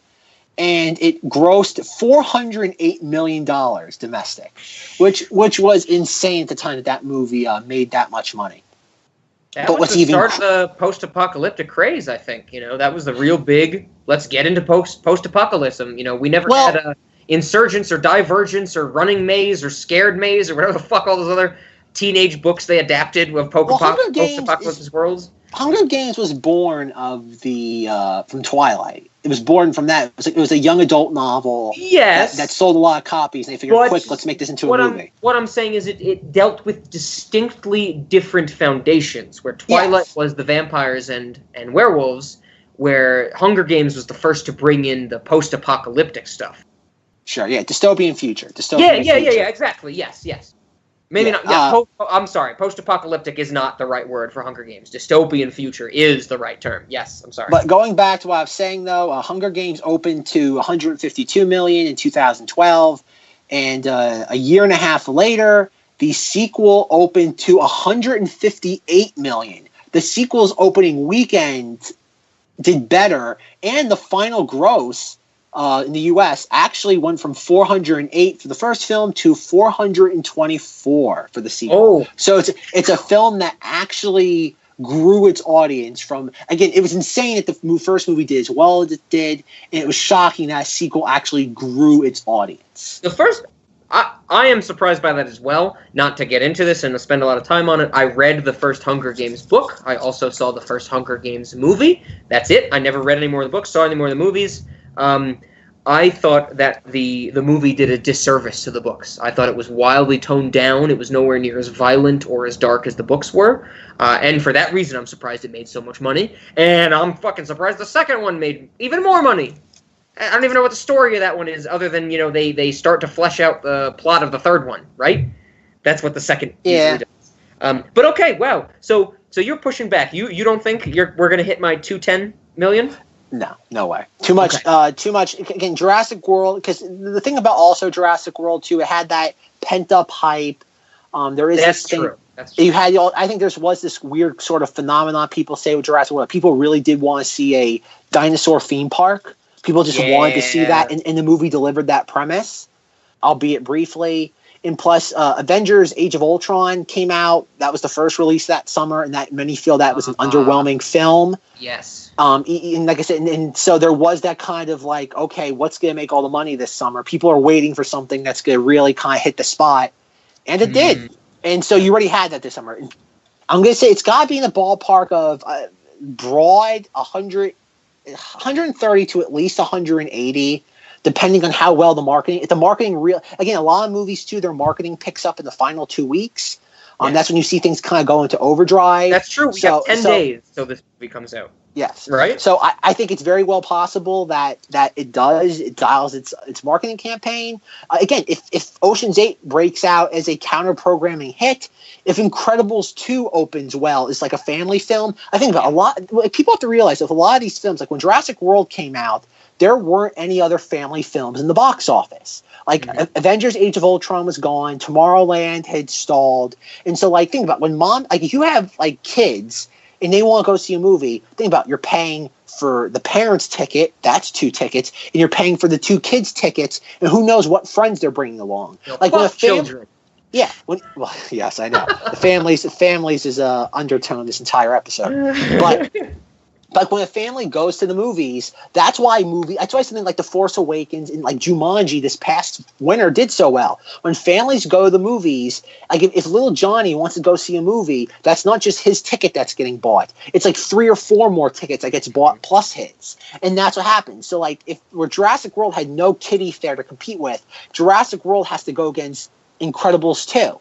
Incredibles 2, yes. I think that'll be, like I said before, Ocean's 8 is going to bomb. 40 million. Incredibles 2 is going to be huge. I really think Incredibles 2 is going to be fucking huge, which is part of the reason I want to review it on the show. But I think it really is. That's going to be the thing. Like Zack is saying, other movies will take away the money from Jurassic Park 5, Jurassic World 2, and that's going to be Incredibles as far as I'm concerned.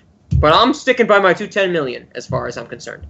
Maybe next week. Zack, how about this? Next week you'll maybe give us an updated range? Something like that? If I'm still not editing this episode. Yes, very true. So, I think honestly, from what you've told me, with how like Jurassic World, the first one, was the breakout hit, it exceeded expectations and nothing else to compete with. I think humanity is literally going to go apeshit for The Incredibles 2. That's going to be the highest grossing movie of the year, I'm tempted to say. It's possible. Because we're doing another episode, such short succession of Jurassic World, how about we hold off on what snack we choose to eat? But I was going to say cranberries again. Well, you know what? We can't. We can never explain that. So good thing you chose that. And with that, please tune in to our Jurassic World episode, Jurassic World 2, Jurassic Boogaloo. Dinosaur Boogaloo in a week and a half or however, I guess 2 weeks. It's going to come out the Monday following the release of the movie. I think that's a... And next week when we review Insert Movie Here. Adventure Time? Fingers crossed? Oh, that's not happening. That's like a 1 in 1 millionth chance at this point that we'll get to do Adventure Time next week. It's gonna be fun, folks. When we're recording this, we have no idea what our next episode will be. So enjoy that mystery. Much like the cranberries. Are you happy, audience? You got us on our toes. Are you happy? All right, everybody. What do we play? Are we playing the reverse intro music, or are we gonna sit there? It's gotta be the reverse Jurassic Park theme. You leave it to me, Zack. I'll get us a good reverse Jurassic Park VD. I am not. When Rob gets this episode, that's a raw edit 2 hours and a half. and when he gets an edited version that's around 45 minutes, I want him to remember this exact moment. I love it. Alrighty, folks. Enjoy.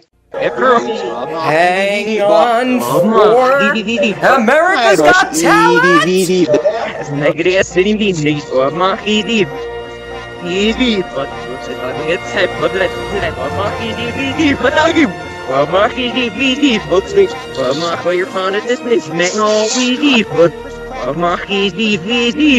The BDVD combo. The BD Wong and Vincent D'Onofrio combo. It's the BDVD combo. We got the BDVD combo. That is the best thing about this movie. The BDVD combo. Do you need me to say it again, Zach? The BDVD showdown? The BDVD combo. Oh, BDVD combo. Perfect. The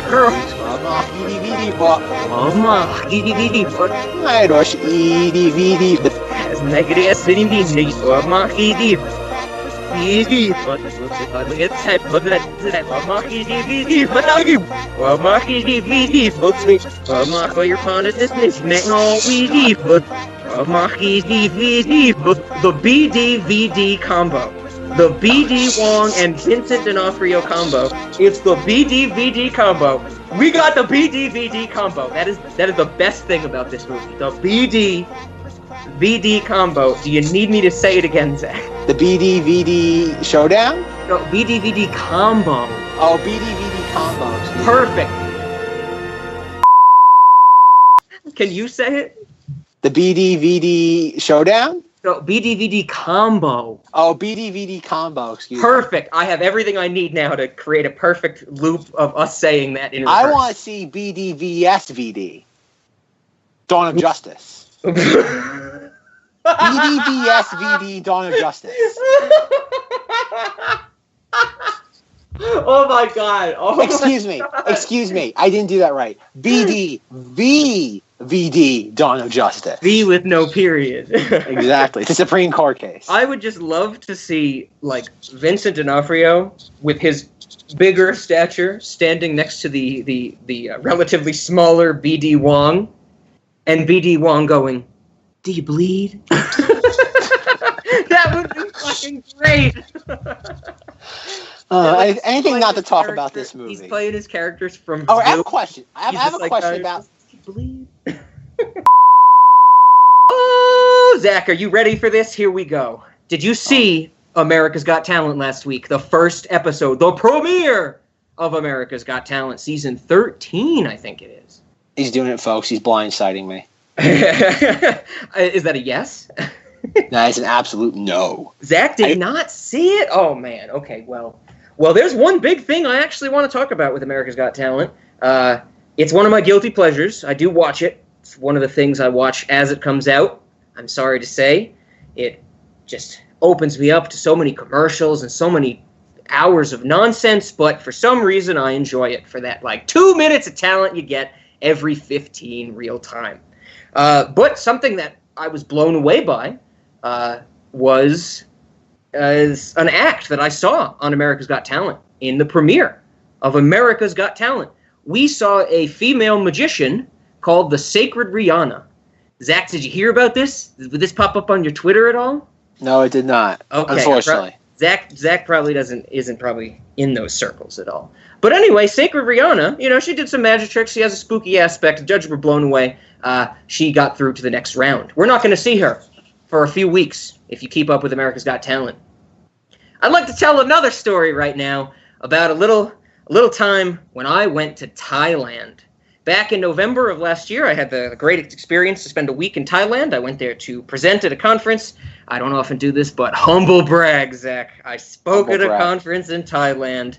But while I was in Thailand, one of the many things that I got to experience, I actually got to watch, as it was live on television, it wasn't held in Thailand, the semifinals of Asia's Got Talent. I didn't even know they did Asia's Got Talent. Did you? Have you ever heard of it? I would imagine they do, because they have everywhere. They have insert country here's Got Talent. Yeah, and so I guess I kind of should have known that, but I never really just acknowledged it. But this, I actually got to see. I was in the hotel room at some point, and I found Asia's Got Talent semifinals of season 2, actually, of Asia's Got Talent. And what act did I get to see other than the sacred Rihanna?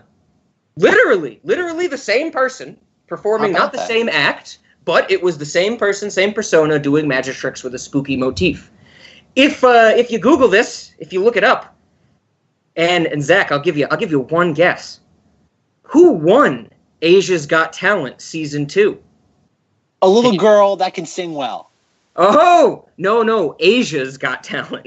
Excuse me. A little Asian girl that can sing well. No, well, Zach would be right 999 times out of 1,000. But in the case of Asia's Got Talent season 2, the grand winner was the sacred Rihanna, who is now a contestant from the ground up on America's Got Talent. This is what I want to talk about. Should this be allowed? No one seems to either know about this or care about this. And here's the thing. Zach didn't have the pleasure to see the episode that we got last week of America's Got Talent. Simon Cowell acted like he did not know who the sacred Rihanna was. They have a deal together. He's her producer since she won Asia's Got Talent. So, Zach, here we go. To bring it back to the big question, what do you think? Should we care? Should this be allowed? Should we not give a fuck? I'm actually a little surprised. I feel like we're a little lied to by this reality show. I'm not saying all reality show is real. I know there's always fake aspects of it. But this is one of the most blatant times I've ever witnessed it. What does this person do? She is a magician. She does basically magic tricks, but her persona is modeled after the girl from The Ring. Like, she basically looks like the girl from The Ring, and she doesn't speak. She just kind of jitters and spasms and does very creepy things while doing magic tricks. The sacred Rihanna. So Simon Cowell's representing a magician lady? To some extent, yes. Since she won Asia's Got Talent, which he was an executive producer on, as he is all of the Got Talent shows. So you're saying that Simon Cowell is representing Dark Magician Girl? They know each other, absolutely, yes. And from my research, I found that there is some representation, some professional capacity between them. And she is a contestant on a show where he is a judge. This is the weirdest Jurassic World conversation I've ever had. What do you think, Zach? I really do want your opinion. So just from the standpoint, how does this make you feel? I know you don't care about America's Got Talent. You don't watch this reality show. I don't know if you watch any reality shows. But isn't this a little unfair to some extent? Sounds like a conflict of interest. Yes, absolutely. You get a family who like forms a band and tours. They have like little gigs, and then they make it big, and they get on America's Got Talent, get to the semifinals. That used to be an accomplishment. But now they're up against someone who literally won the same show on the other side of the world. This is strange. This is weird, right? Something's not right here. I just want to make sure I'm not crazy because no one's talking about this. I found like one Reddit thread where someone else brought this up, and there were maybe, like 50 responses. But am I crazy, or is this not okay? Well, yes, you're crazy, but maybe not in this instance. I guess, I don't know. I remember this was a few years ago. I remember reading something. There was like this, I can't even think of the singer's name, female singer. I think she's only notable. She had like a song in the Legally Blonde movie. And I was curious. I really liked the song. I'm like, what happened to this singer? And apparently she like tried out, like she had like at one point like a music deal, but I guess it fell through. Mm-hmm. And she wanted to like audition for American Idol. I think they either let her or she barely got past. I think she just got past auditioning for whoever it was, Paula Abdul and Randy Jackson. And then I think she got cut like right after that, before like any of it was aired for TV. And people are people were asking, well, can people who did have a career go on American Idol? Like, is there any rules saying somebody who has some sort of pre-established relationship in the music industry, are they barred? Great question. Great question. Yes. What's the answer? Did they have anything? I don't think it's ever come. I think it's just the idea of, like, obviously, I don't think Taylor Swift could sit there, enter American Idol. But that's my thought as well. You know, what if America's Got Talent season 14 starts and Paul McCartney shows up? like what are we gonna do? You know, like I guess it's the whole idea. Whoever the producers want to do, if the producers think someone's talented enough, but they're I would imagine Dark Magician Girl. I guess nobody knows who she is. I guess in America though, she won the contest in Asia, but that doesn't matter in this country. Most people can't tell you where Asia is. Never mind. Well, a magician from and there. I think that's part of my issue is that, and why I'm actually bringing it up in this podcast is because a lot of people don't even know about it. I think that was a lot of responses on the Reddit thread. I read through them. A lot of people were like, I had no idea who this was until I saw her on America's Got Talent. And sure, but just because people are ignorant to what goes on and who wins other competitions, I still think that there should be a limit. You know, it just doesn't sit well with me, and I'm glad to see you agree to me at some extent. For the true fans of America's Got Talent out there, I will say I know last season someone who made it to the semifinals was a singer.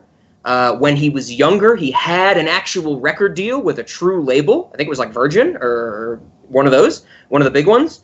And he was on America's Got Talent, but it was years after that label had dropped him. Like they had actually terminated the contract or not chosen to continue it at the point when that option came up. I think that's okay. Someone who had a career younger and had failed, and years later they come back to America's Got Talent. I was a little more okay with that. This is a different situation. She literally won the same competition less than a year ago. It's weird. That does not sit right with me, Zach. Does not sit right with me.